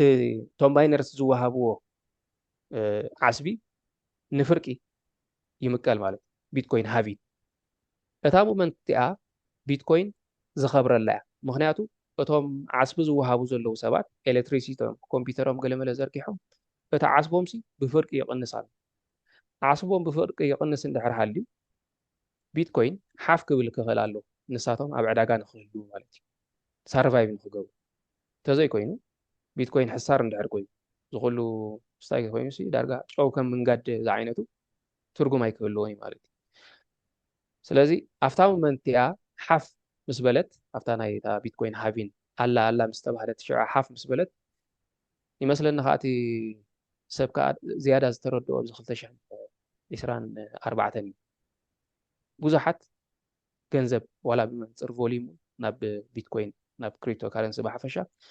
ስፔሲፊካሊ ግን ናብ ቢትኮይን ማለት እዩ ዋላቶም ካልኦት ብመንፅር ናይ ቢትኮይን ኣይዓበዩ እቲ ቮሊሞም ክትሪኦ ከለካ ኣብዚ ሕጂ ሰዓት ማለት እዩ ስለዚ ስለዚ እቲ ሃቪን ጥራይ ዘይኮነ ክስጋዕ ከምዚ ይዕብይዎ ስርዕመት እውን ኣለዎ ዝብል እውን ከለካ ማለት እዩ ትኽክል ያ ትኽክል ኣብ ካልእ ዝፀንሐ ኣብ ስቶክ ድዩ ኣብ ካልእ ኣሴት ክላስ ዝፀንሐ ገንዘብ ናብ ቢትኮይን መፅዩ ስፔሲፊካሊ ከዓ ናብ ቢትኮይን ናብ ክሪፕቶ ብሓፈሻ ጥራሕ ዘይኮነስ ቢትኮይን ሲ እቲ ቮሊሙስ ብጣዕሚ እዩ ላዕሊ ኸይዱ እቲ ናይ ሃቪን ያ ንፀርቲ ቴንክ ዩ ተቐኒለይ ዌልካም ያ ኣይ ቲንክ እንዳነፀለልና ካ ከይዲ እዚ ሞር መእተዊ ኢና ቢልና ኣሎ መስለኒ ሴም ናይ ኢቮሉሽን ከምቲ ዝበልከዮ ገለገለ ርእስታት ግን ንዝበፁ ጀመርቲ ኩሉ ብርትዕ ክብሎም ስለዝኽእል ምናልባት ኣብቲ ዕፃል ትግብርና ሎ ምፅዛዕ ኣይኮን ከምዛ ዝበልከያ ማለት እዩ ያ ያ ግርማይ ኢድ ሓፍ ኣቢሎም ኣለዎ መስለኒ ግርማይ ግርማይ ግርማይ ሓቃ ፅቡቅ ቴንክ ዩ ሴም ሓውና ብጣዕሚ ገዳሲ ናይ ባሕቂ ከዓ ብፅፉፍ ክትርድኦ ትኽእል ብቐሊሉ ኣቀራርባ ቴንክ ዩ ካብኡ ቀፂለ ክልተ ሕቶታት ኣለዋኒ ሓንቲ ክታለል ክእል ዶ ማለት ሲ ከታልሉካ ክእሉ ድዮም ኣብ ናትካ ካፒታል ንኣብነት ኣብ ቢትኮይን እንድሕሪ 100,000 ኣለካ ሲ ክታለል ክእል ድዩ ንኣብነት ምዚኣ ኣብዚ ቀረባ ግዜ ዘጋጠመት ነገር እንታይ ኣላ ካብ ባይናንስ እዩ ዝብል ንስኻ ሲ ኣብ ካልእ ዓዲ ኣብ ስፔንስ ብካልእ ዲቫይስ ኣቲኻ ዲኻ ዝብል መፅዩኒ ድሓር ደውለልና ገለ ኢሎም ቴሌፎን ገዲፎም ለይ ኣይኣተኹን ኢለ እዮም ተመሊሰ ደው ኢለ ኣሎ ድሓር ሞ ኣብ ሪስክ ስለ ዘለካ ሲ ኣብ ካልእ ኣሰጋግሮ ገንዘብካ ንግዚኡ ኢሎምኒ ሕጂ ኣይ ቲንክ ታ ናብ ኤክሶዶስ ዝብል እሞ ዳውንሎድ ግበሮ ናብኡ ሰጋግሮ ኢሎምኒ ሕጂ ታ ናይ ምትላል መስርሕ እዚኣ እያ ናብኡ ምሰስ ገርክዎስ ኣብኡ ኣብ ናቶም ኮንትሮል እዩ ካብኡ ክወስድዎ እዮም ሓሲቦም ኢለ ይግምት ሕጂ ከምኡ ክግበር ይኽእል ድዩ እንታይ እዮም ዝገብሩ ነይሮም ብልክዕ እዞም ሰባት እዚኦም ሓደ ካልኣይ ብክሪፕቶ ክትሻየጥ ወይ ክትለዋወጥ ናይ ዝኾነ ይኹን ፕሮፐርቲስ ክትገዝእ ክትሸይጥ ገለ ይከኣል ድዩ እዚአን እየን ንፁራት ክኾና ተስፋ ገብር ቴንክ ዩ ኦኬ ያ ክታለል ይኽእል ዶ ሓደ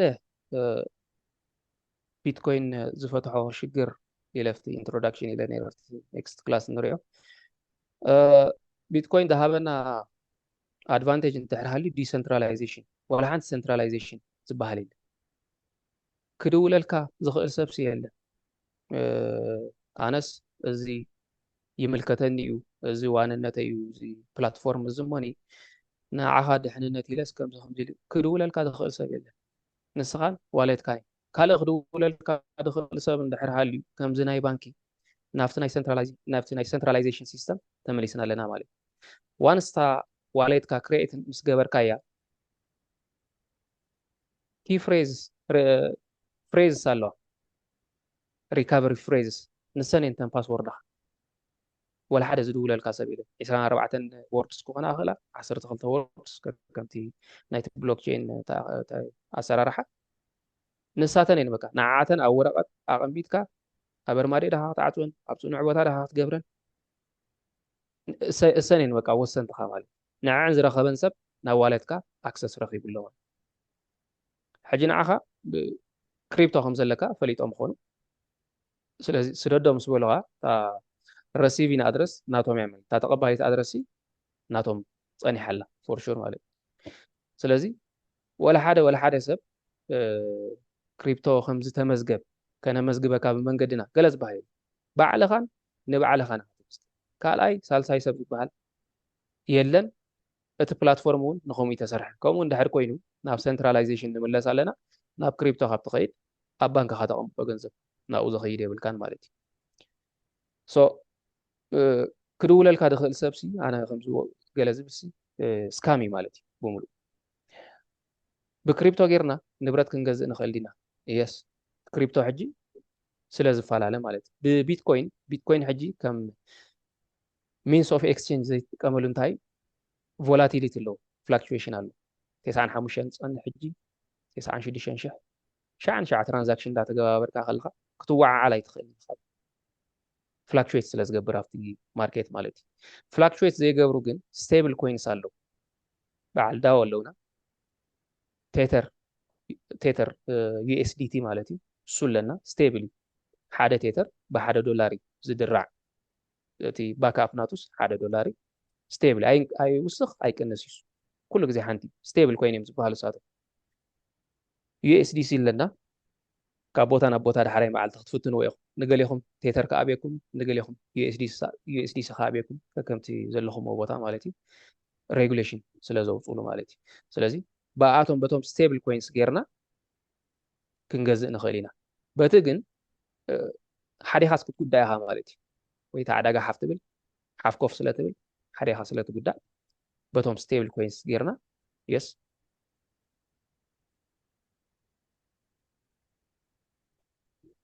تحت جرماي نقاش اوكي Thank you. نصرتي على يا جرماي هو نصرتي غني له اوكي ايش ثينك اوكي نقاش يفتح بالكلام اوكي ثانك يو سيم صبوت مرتي انا وقعته يقول ንመጀመርያ ዝግሪት ይማርተ ዘለኹ ትምህርቲ ሓፂር ምዃኑ ፅቡቅ ትምህርቲ ኣብ ካልእ ግዜ ግን ኣብቲ መፅሊ ግዜ ግን ትምህርቲ ሕፅር ዝበለ ማቲ ኣብ መወዳእታ ከዓ ብሰማሪ ክትዓፅዎ ሓሳብ ኣለኒ ማለት መወዳእታ ምስ ተምሃርካሲ ኣብ መወዳእታ ሰማሪ ማቲ ናይቲ استمرنا مع السماع مع بالكام مودعتها كم أو زخون حسابي اوكي thank you طب ماشي دلاي طبق الكذا اللي حاطل واو ثانك يو سيم نايب حقي نصور صفوف نايب حقي ثانك يو كابرين سيم سل مصاخنا ناتي حنت حص حوتي انتايا كلتين اكشوالي ابز قربا غزي سي انت تري تغاغيس كمزي دخونه ستولن كوين نيرو غليلوم سي نتي ابت برايسين سقرب ابغل ريه منالبات جيجا خون خل ابغل زريخو نير حبريتا اي دون نو كميلو كون خل كلاي كاتي اتو ماينين حجيتو ماينين سي اكشوال انتايو ماين جو ذات solving some technical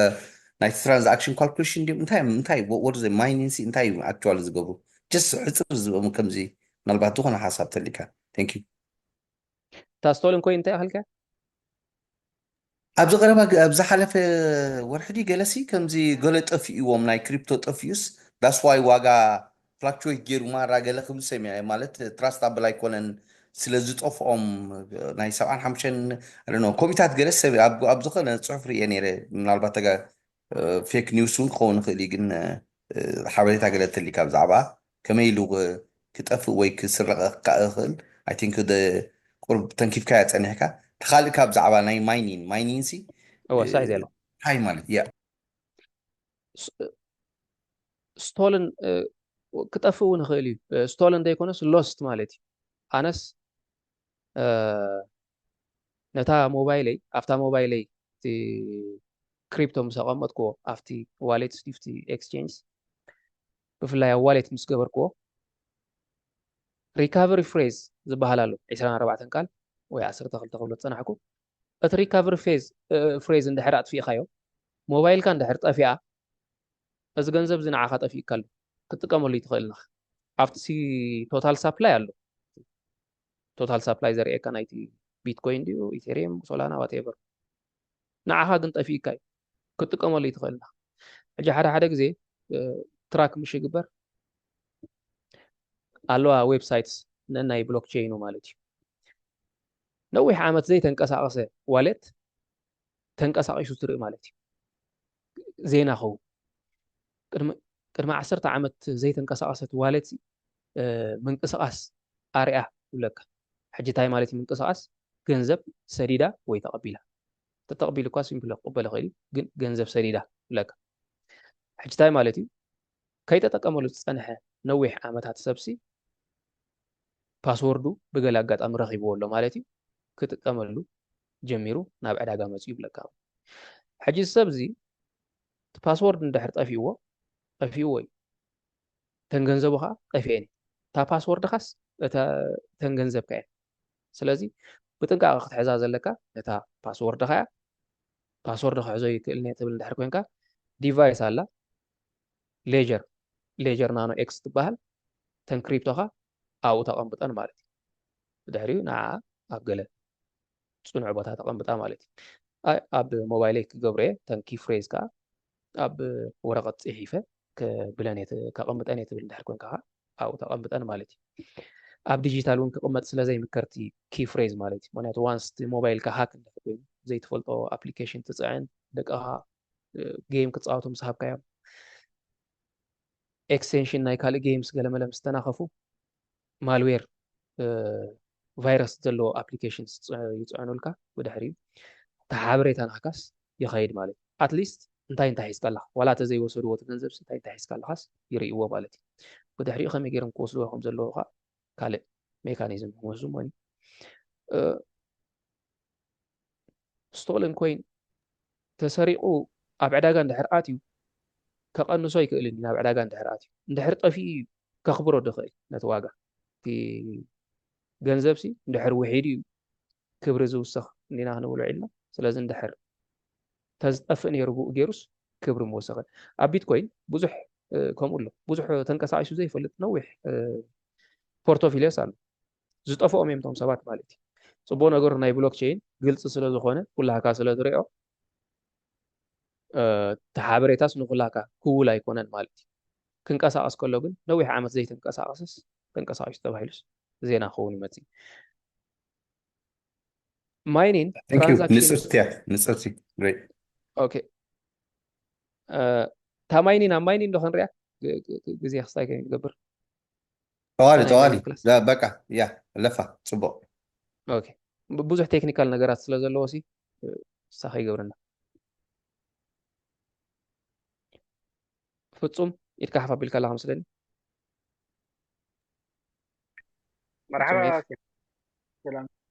መርሓባ ቀፅል ፍጹም تمام شباب ثانك يو يعني طبعا تمرتي ثانك يو على مسؤوليتك بريل تمام تعامل مسؤوليتك بتاع أنا كنت حتى لا حسب كل مليك يعني ولا على الحسابات قلنا في ما تم حسوي في نحط حسابات في سمهرنا يا أخوي بوكو ينسوا معنا مالتي كله ده ترد أوكي على أنا عندي حسابات قلنا أبى أرسل على حتى بوكو ينسوا معنا نقول لا مالتي جيت جميل. حتى على حسب كيف هذه أقدم له زيارة بس هذه طبعا يشتي حسب ليراتي مهم. بالكلام ده حتى خالدين ثانك يو قبل كده زيارة تعال Thank you. تشوف دخانة لتر دخانة تعمل يعني Thank you. Thank you. ታንኪ ታንኪ ፍጹም هو هدي ኢልካ ትምህር ከመን ሲል ማነ ህውኽ የብሎም ይምስለን ገለ ገለገለ ጊዜ ሰው ብጣዕሚ مهم. ፅቡቅ ነገሩ ዝሕልልካ ሰብ ምባል ንባዕሉ ማለት እዩ ህዲ ኢልካ ምግላፅ مهم. ኦኬ እቲ ናይ ቪድዮ ዝሓተትኩምን መን ኢኻ ሕትክን ነርኪ ቅሬታ እዚ ናይ ክሪፕቶ ከረንሲ ኣብቲ ናይ ፔትሮን ዘለኹም ኣብዚ ክሪፕቶ ዝብሉ ክመፃብኩሚ ናይ ጉሩብ ዘለኹም በይንኩም ወሳብ ናይ ዓመት ዝኸፍኩልኩም ኣብ ወሳብ ክመፃብኩሚ እዚ ናይ ሎሚ ንመሃሮ ዘለና ማለት እዩ ናይ ዩቲብ ካ ከምቲ ቀደሞት ናይ ሜምበርሽፕ ዝብል ዩቲብ ክመፃብኩም ስለዚ ብከምዚ ኣክሰስ ክትረክቦ ትኽእሉ ኢኹም ሓደስቲ ዘለኹም ኣብ ናይ ፔትሮን ኣቲኹም ዘለኹም ኣቲ ዩቲብ ይኩሉ ኣለኩም ኣብ ፔትሮን ዘለኹም ግን ናይ ሪል ስቴት ኣብዚኣ ክልተ ቪድዮ ኣለዋኹም ስቲል ኣሎ ዝመፅእ ግን ሓፈሻዊ ናይ ኣፍሪቃ ዝብል ኣብዚኣ ኣለኹም ቶም ሓደስቲ ዘለኹም ማለት እዩ ካልእ ስቶክ ማርኬት ጀመርቲ እዚአን ሸሞንተ ዝኾና ቪድዮታት 10 ብላ ኤኒዌይ 8 10 እንተሪኢኹመን ናብዚ ካልኣይ ክትሰጉሩ ትኽእሉ ኢኹም ኣድቫንስ ግን ስለ እንደጋግሞ ፀገም ዘለዎ ይኮን እንዳተረዳእኩም ክኸይዲ ማለት መጀመርያ ግን እዚአን እተን ኣገደስቲ ቪድዮታት እንተሪኢኹም ሞ እንዳረእኹሞ ተፀኒሕኩም ዝክልተ ክሳብ ንውድእ ኣብቲ ነፃ ግዜኹም ክሕግዘኩም እዩ ዳሕራይ ክንደጋግሞ ከለና ማለት እዩ ናይ ክሪፕቶ ካብዚ ክሪፕቶ ዝብል ክነእትወኩም ኢና መማዓልቱ ኣብኡ ኣቲኹም ብቐል ዝበለ መገዲ ኣክሰስ ክህልወኩም ይኽእል እዩ መን ኢኻ ሓቲትክን ነርኪ እዚ ቪድዮ ኣእትየ ኣለኹ ሕጂ ኣብዚ ወፍሪ ንዝጀመሩ ጥራይ ብርትዕ ዝበለ ማለት እዩ ኣድቫንስ ኢልና ንብሎ ዘለና ኣብኡ ምስ ከትኪ ማርጅን ትሬድን ኣሎ መን ኢኻ ሓቲትክን ነርኪ ቅሬታ ስምኳ ርስያ ምስለኒ ኣብኡ ለኪ ማርጅን ትሬድን ዝብል ያ ኣብኡ ኣቲኽ ክትሪኣ ትኽእል ኢኺ ኩልኩም ብሓፈሻ ኣብኡ ኣቲኩም ክትሪእዎ ትኽእልኩም ማርጅን ትሬድን ዝብል ማለት እዩ ታንክ ዩ ሴም ግዜ ወሲደልካ ሰ It's okay. Yeah. Yeah. Yeah. ወዲ ዘርኣይ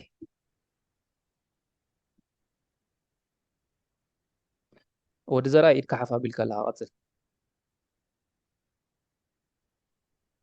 ሚት ኣደኻ ድምፂ ምናልባት ሚት ጌርና ንዛረብ ኢና ገለ ግዜ ንርስዕ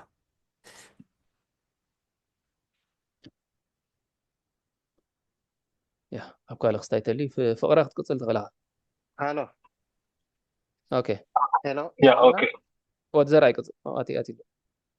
سلامات كمان سيم እንኳዕ ደሓን መፅኻ ናይ ባሕቂ ደስ ዝብል ኣገላልፃ ብጣዕሚ ፅቡቅ ቴንክ ኣነ ክሓተካ ደልየ ዘለኹ እንታይ ከምዚ መን ግርማይ ድዩ ግርማይ ሓቲትካ ፀኒሕ መስለኒ ናይ ፋይናንስ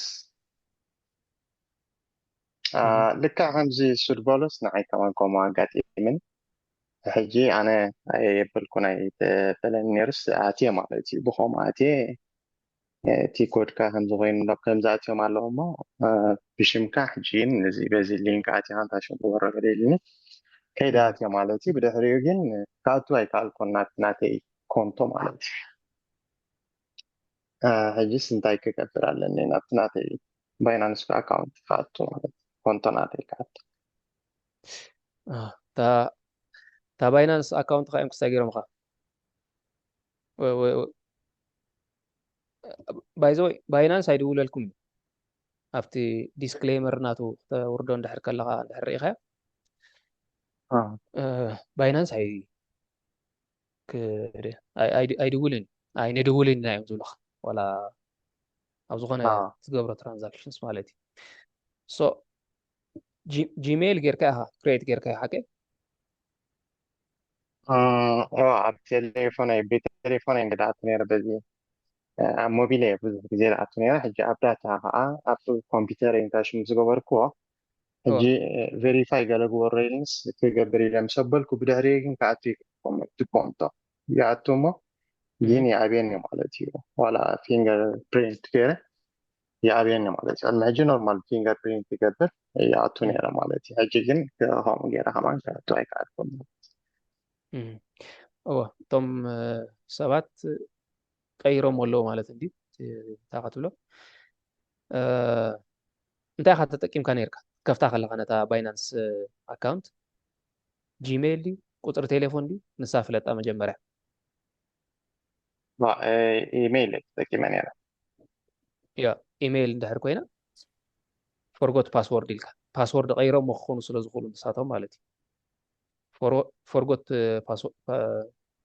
باسورد ديلك እንደገና ሪከቨር ትገብራ ክትፍትንኻ ማለት እዩ ዕውት ትኸውን ቱ ፋክተር ኣውተንቲኬሽን እንተዘይበሉ እዮም ንሳቶም ማለት እዩ ምክንያቱ ናይ ከምኡ ክኢላታት እንቶም ሰራዊት ቱ ፋክተር ኣውተንቲኬሽን ትበሃል ኣሎ ናብ ሓደ ኣካውንት ክትኣቱ ከለኻስ ኣብ ካልእ ኣካውንት ከዓ ኖቲፊኬሽን ትሰድድ ማለት እዩ ጌርካሉ ነርካ ዳኻ ቱ ፋክተር ኣውተንቲኬሽን ሕጂ ኣነ ምናልባት እንታይ ድብል መሲልካ ናቲ ኮምፒተር ሲ ተቢላ ነይራ ነው ሓዳሽ ገዚአ ነይረስ ዋላሻ ነይራ ሕጂ እታ ኮምፒተር መሊስያ ነይራ ማለት ናተይ ኣይፓድ ማለት እዚ ሕጂ ምናልባት ኣብኡ ዶ ኮይኖም እቲ ፓስወርድካ ሴቭ ገለ ስለትገብሮ ምናልባት ከምኡ ዶ ክኸውን ይኽእል ኣይዶን ኖ ሕጂ ኣነስ ኣበይ ምዃኑ ከዓ ብዙሕ ርዳእኒ ስለንደላ ኣካውንትኻ ብክፉት ኢኻ መሊስከያ ናይታ ኮምፒተር ሲ ናይ ሸባላሻ ነ ወላ ሓደ ንክውላዕ ኣይክእል ነይሩ ሕጂ ብድሕሪኦም እሶም መሊስያ ማለት እዩ ምስ መለስኳ ያ እቶም ኣራየዶም ወይ ኣይዶን ኖ ከመይ እዩ ክርዳእኒ ካለን ካብኡ ኒንያው ግን كوبلي يتعلقون كنت ديم حكيرهم موتناتي إيميل ولا حدا كاتو سايكالكم يا إيميلون كتيرو تغيلها زلو مالك تخطكم كلخاسي تو فاكتور اوثنتيكيشن تقبرنا من تايو مجمريا أبكال ديفايس كتاتو خلخاسي نسخة مهان كان دي مهان كان نابتاح انت ديفايس نوتيفيكيشن سودلكا مالتي بتا حنت اكونت راح تقام دحر نيركا ግን تو فاكتور اوثنتيكيشن يبلكال ስለዚህ በታ ትህቦም ፓስወርድ ጥራሕ ከገልግሉኻ ማለት ቶም ባይናንስ ስለዚህ تو فاكتور اوثنتيكيشن ከይገበርካሉ ድሕር ጸኒሕካ ኣነ ኣቴና ፍታ ኣካውንትኻ ናተይ ኣካውንት ናተይ ጂሜይል ከም تو فاكتور اوثنتيكيشن ይህቦም ማለት እዩ ንዓኻ ዝኾነ ሓበሬታ ይመፀካ ኣብቲ ካልእ ዲቫይስ ማለት እዩ ተኽእሎታት ማለት እዩ ክገብርዎ ዝኽእሉ ተኽእሎታት ማለት እዩ ከምቲ ዝበልካያ ተበላሽ እቲ ኮምፒተር እታ ሃርድ ዲስክ እያ ትወፅእ ቆላ እታ ሃርድ ዲስክ ኣውፅኦም ክሳዕ ክንዶ ወሳኝ እንድሕር ገይሮሞስ ክርከብ ከኣል እዩ ብሓፈሻ ጥንቃቐታት ቱ ፋክተር ኣውተንቲኬሽን ክንገብሮ ኣለና ነቲ ከምኡ ዓይነት ዋሌታትና ተን ሪካቨሪ ፍሬዝ ኣብ ዋሌት ንጥቀም ባይናንስ ሴንትራላይዝድ ኤክስቼንጅ እዩ ብቱ ፋክተር ኣውተንቲኬሽን ጌርና ኢና ነብሎ انت تخيلوا زي نفلطهم ابلكيشنز زي تعنا في موبايلنا ولا في كمبيوتر زي تفلط ابلكيشن كل ما حجي تتقيم قال زي تفلط وي كاب زي تامنوا سورس زي ما تنخاف مالك بناتو نعم كشات تزعلو ابلكيشنز አለው تعينت انت يزبهل يتقام تاي كريبتو كارنسي ولا تجيمز نصعنا ሓደ ግዜ ጌም ይመስለና برنا عخا يسلك تاي سيرش الكات تصحف او في موبايلك ناي كريبتو كارنسي سيرش تبل ገለ መለ እንድሕር ኮንካ ኦኬ ናይ ክሪፕቶ ኢንተረስት አለው ሰብዚ ስለዚህ ነጽናዓዮ ይባሃል ኣጽኒዖም ሽዑ ተን ዘለዋ ዋሌታትካ ኢንፎርሜሽን ወስዱ ብኸመይ ሃክ ገብሩኻ ክእሉኻ ሚንስ ፈጥሮ ማለት እዩ ስለዚህ ኤግዛክትሊ እዚኣ ክብላ ይክእል ኔታ ናካ ኬስ ግን ቱ ፋክተር ኣውተንቲኬሽን most probably ኣይተጠቀምካን ጸኒሕካ እምበር ከኣቱ ከሎ ዝኾነ ሰብ ኣብቲ ካልእ ዲቫይስ ሓበሬታ ምሃበካ ፎርጎት ፓስወርድ ኢልካ ግን በዛ ኢሜይል እዚኣ በታ ትብላ ዘለኻ ኢሜይል ፎርጎት ፓስወርድ ኢልካ እዚኣ እያ ነይራ ትብል ሽዑ ባይናንስ ኦፍ ኮርስ ክከፍት ከለኻ ፌስ ሪኮግኒሽን ወሲድልካ ኣሎ አይዲ ናህካ እዩ ዘሎ ነይሩ ማለት እቲ አይዲ ክንገልምና ንሱ ምፃዮ ክብለካ እዩ ከምኡ ገይሩ ፕሮሲስ ድሕራ ቀፂልካ ማለት እዩ ኣብቲ ውሽጢ ዘሎ ብምሉእ ነገራት ተዘይቀይሮሞ ማለት እዩ ፕሮባብል ሶሉሽን ክከውን ትኽእል ሶሉሽን ማለት እዩ ኦኬ ያ ቴንክ ዩ ያ ዌልካም እሺ ፍቅረ سلام سلام تيم كمي نقعد على المساحة ثانك يو سمعنا الأخير سمعك الله بعد عن سؤال يا أوكي نايبا كي نتصورن جلسن تمرتين فينا يغني لنا برينكا ثانك يو أنت قبل كده لي أنا እቲ ብሎክቼን ንብሎ ዘለና ብሳቶሽ ናኮሞቶ ዝተማሃዘ ወይ ከዓ ትካላት እውን ክኾኑ ይኽእሉ ኢልካ እናፀኒሕካ እውን ሕጂ እዚ ናይ ምስጢር መዝገብ ንብሎ ዘለና ሲ ስጋብ ክንደይ እዩ ተኣማንነቱ እቶም ሰራሕቲ ባዕሎም ከነዚ ነገር እዚ ሲ ሃክ ክገብርዎ ይኽእሉ ዶ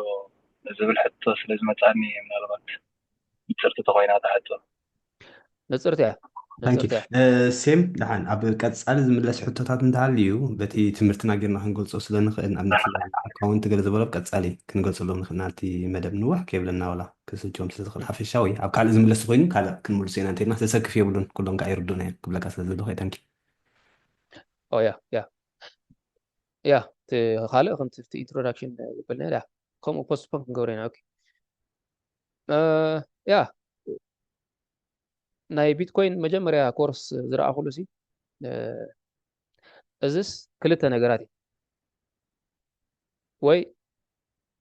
ዝዓበየ ገንዘብ ኣብ ታሪክ ወዲ ሰብ ክኸውን ወይ ድማ ዝዓበየ ስካም ኣብ ታሪክ ወዲ ሰብ ክኸውን ዝብል መጠንቀቕ ዲስክሌመር ማለት ስለዚ ቴክኖሎጂ ፅቡቅ እዩ ትፈጠሩ ገለመን ሙሉእ ግን ኣብ ከምዚ ዓይነት ኣብ ዝኾነ ቴክኖሎጂስ ልብኻ ወዲእካ 100 ካብ 100 ኢልካ ትህቦ ኣይኮነን ማለት እዩ ስለዚ ሪስክታት ቴክኖሎጂስ ከም ዝትብሎ ዘለካ ብዓብዩ ዓበይቲ ሪስክታት ከም ዘሎ ርዱእ ኮይኑ እዚ ዓይነት ቴክኖሎጂ እዚ ዝፈጠሮም ካልኦት ነገራት ቢትኮይን ኦኬ መፂሎ ንቢትኮይን ኣይንእመኖ እቶም ድሕሪ ቢትኮይን ዝተመሃዙ ንብሎክቼን መሰረት ገይሮም ዝመፁ ግን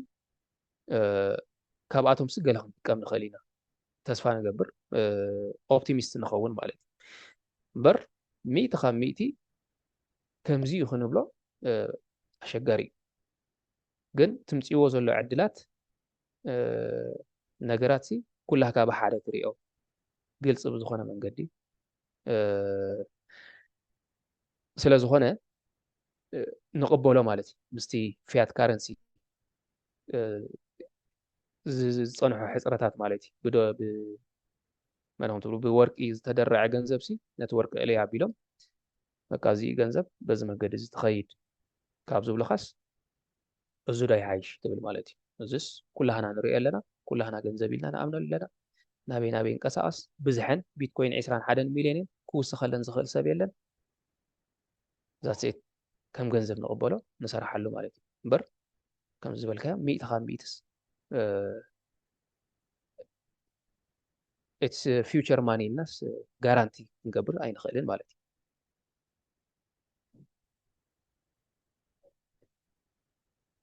يا اوكي ثانك يو سيم هاي بلبي مسكن صرت يعني راح منالبات نايت بزحنت نايت بيتكوين نصر كمغان متنسي نتتبايل زلو مسجد سيرومس كال ነገር ከምጽ ይኸሉ ዶ ዝብል ሐሳብ እንዲፈጥር ላይ ጸኒሁ ግን ደሃና ቀጻል ትምህርት ኸውላት ገልጻ አስፈልያ ያ ንብለና በሓፂሩ ንሱ እኳ ገብሮ ይክእሉን እዮም ኣብ ቢትኮይን ማለት እዩ ካልኦት ግን ክንሪኦ ዘለና ቶኮኖሚክስ ዝብል ኣርእስቲ እውን እዚ ኣብቶም ካልኦት ፕሮጀክትስ ማለት እዩ እቲ ዝቕፅል ክንሪኦ ኢና ቴንክ ዩ ብልቢ የመስገን ዌልካም ዳዊት ሰላም ንስዮም ቴንክ ዩ ትምህርቲ ዝሃብካና ይቐኒልና ኣነ ኸ ሓታ ደልየ ዘለኹ ሲ ኣብቲ ክትበና ከለካ ትምህርቲ እትያን ኮድ ኣብ ወረቐት ዲኻ ክትፅሕፎ ወይ ከዓ ኣብቲ ሌጀር ክተቐምጦ ከለካ ሲ እተን ኮድ ጥራይ ክትጥንቀቕ ከም ዘለካ ንሰን ተጠፊአን እተን 12 ድን ቁፅሪ ገረምታት ሕጂ እቶም ንሕና ኤክስቼንጅ ንገብረሎም እዚኦም ክሪፕቶ ኤክስቼንጅ ሲ ንኣብነት ኣብ ዝሓለፈ ሓደ ሓውና እውን ጠቂስዋ ነይሩ ናይ ባይቢት እንተዘይተጋግየ ሓክ ገይሮሞም ነይሮም ናይ ባይናንስ እውን ገለ ፀገም ነይርዎም ኣብ ቅድም ማለት እዩ ሕጂ ማዕረ ክንደዮም ሲኩር እቶም ክስታይሲ ማዕረ ክንደዮም ጋራንሲ ክህቡካ ዝኽእሉ እዞም ክሪፕቶ ኤክስቼንጅ እንታይ እቲ ናቶም ጋራንሲ ሲ ንስኻ ሓክ ንከይትኸውን ሲ ማዕረ ክንደይ እዩ ክስታይ ዝገብሩ ኣብነት ባንክ ኣሎኖ ኣብ ባንክ ሲ ንስኻ ገንዘብካ ምስ ቀመጥከዮ ጋራንሲ ክቡካ ከሎ ከይስረቁ ማዕረ ክንደዮም እዞም ክሪፕቶ ኤክስቼንጅ ክሳብ ሃክ እንድሕር ዝግበሩ ኮይኖም ሲ ማዕረ ክንደይ ኣሚንካ ንስኻ ኣብኦም ክተውፍር ክተብል ትኽእል ማለት እዩ يا Thank you. اوكي يا صبغتي ميت خام ميتي كان ابنا ما ينخلين سنتراليزد اكسشينج سيو زوم كلهم صراحه بايبيت باينانس كوكوين بعبيو اف تي اكس ናይ ብዙሓት ገንዘብ ለኪሙስ ጠፊኡ እቲ ሳም ባንክ ማን ዝበሃል ብቐዳማይ 25 ዓመት ፈሪዶሞ ሕጂ Mm. ሚእቲ ካብ ሚእቲ ልብና ወዲኣናስ ክነኣምኖም ኣይንኽእልን ንዓዓቶም ማለት እዩ ነቲ ዌብ ስሪ ግን ክንኣምኖ ንኽእል ኢና ምክንያቱ ብናህና ሪካቨሪ ፍሬዝ ብናህና ሪካቨሪ ፍሬዝ ጥራሕ እዩ እሱ ክኽፈት ዝኽእል ማለት እዩ ኣብኡስ ክኣትዎ ዘለዎ ተኽእሎ ብጣዕሚ ታሕቲ እዩ እቲ ሴንትራል ኤክስቼንጅ ግን ከምዚ ባንክ ሕሰቡ ባንክስ ሲምፕሊ ሃክ ክኸውን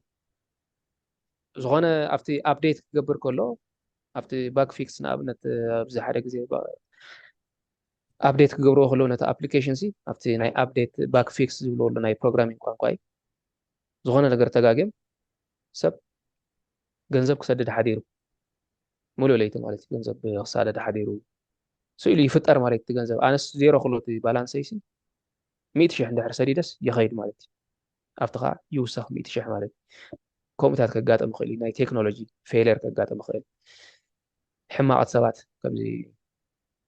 ቀጠፍጠፍ ዝብሉ ሰባት ከጋጥሙ ይኽእሉ ኣብኡ ግን ክሬዲቢሊቲ ናይቲ ኤክስቼንጅ ከመይ ይመስል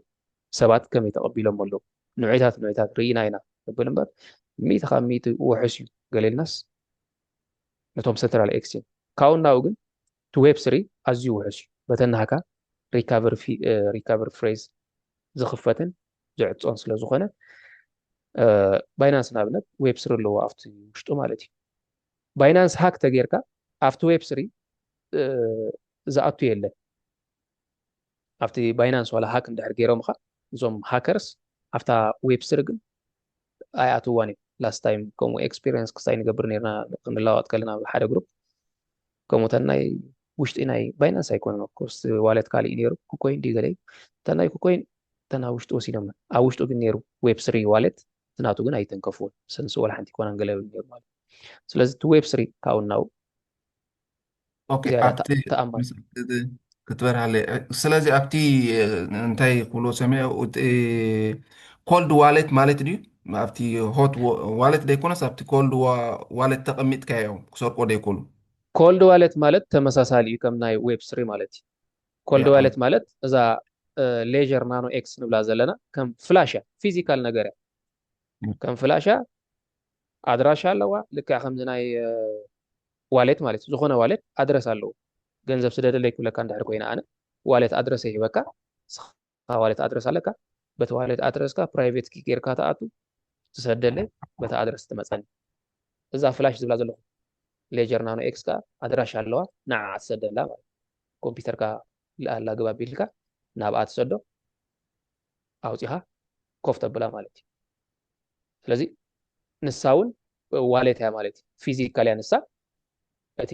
ኣብ ሞባይልና ኣብ ኮምፒተር ዘሎ ከዓ እንታይ ዝበሃል እቲ ዲጂታል ማለት እዩ መርቲ ኮልድ ዋሌት ዝበሃል ያ ኤግዛክትሊ እዚያ ማለት ያ ሌጀር ናኖ ኤክስ እዚያስ ዋሌት እያ ኣድራሻ ኣለዋ ፕራይቬት ኪ ኣለዋ እታ ሪካቨሪ ፍሬዝ ኣለዋ እታ ሪካቨሪ ፍሬዝ ንስኻ ኢኻ ትሕዛ ብኣ ጌርካ ተኣቱ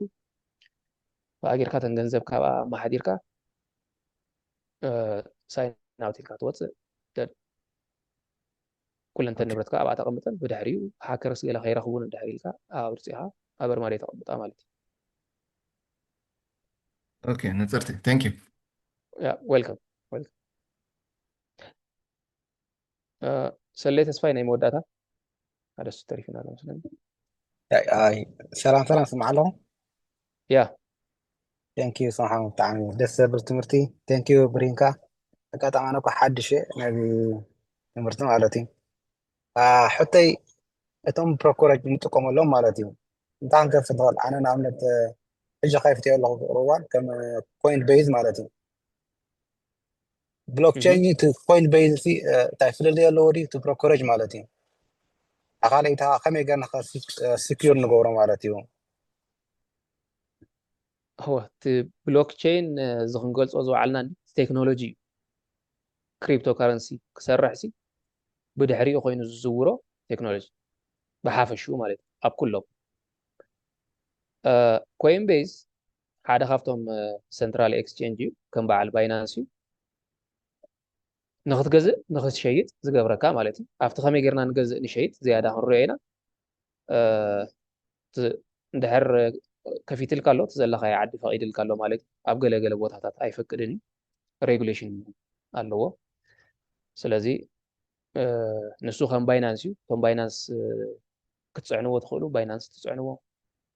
كوين بيس كتصعنوا تدخلوا كوين بيس كوين كتصعنوا كوين بايبيت تمساسالي توم زلو سنترال اكسچينجز ካብ ቦታ ናብ ቦታ ስለ ሬጉሌሽን ዳምፅሉ ምዝናይ ዝሕጂቲ መንግስታት ናብ ክሪፕቶ ገንዘብ ክኸይድ ስለ ዘይደለ እቲ ሴንትራል ባንክስ ከምኡ ገይሮም ሬጉሌሽን የቐምጥሉ እዮም ሶ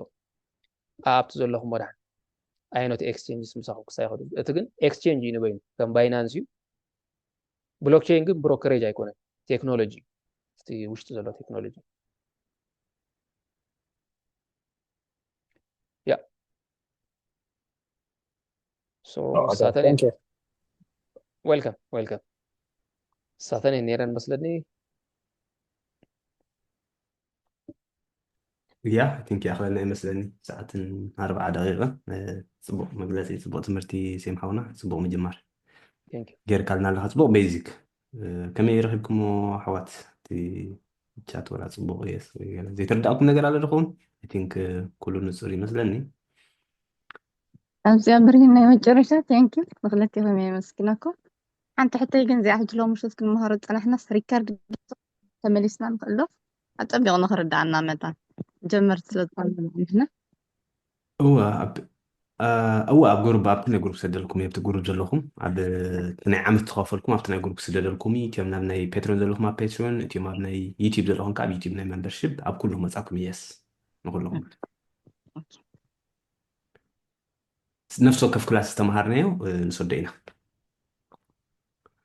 سلام برين هندسم ثانك يو مجمرتا برين قطالي دي زتمرتو ولا قبلهم يكودا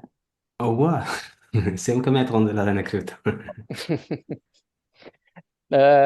نربعة سبت كينا هذا تالي سلام معي نيكست تسلزلني ناي تعلني ناي ميم كوين تسلزلني هو 4 سنبت كمان كم مجمر إمبر أدفانس بدحريق كمان بالنسبة لك هل وانا يخالي اوكي ثانك يو عفشاون قصالي إبنا كريبتو بدحرنا ستوك ماركت علنا نيجزال لنا قال أجد السوق الإسلاتون كبدنا سلازي سنبت كل جزء زي قوارس كنا نيلو مساعد كتلونا بزي قد سنتاي ترست مالتي ثانك يو Thank you.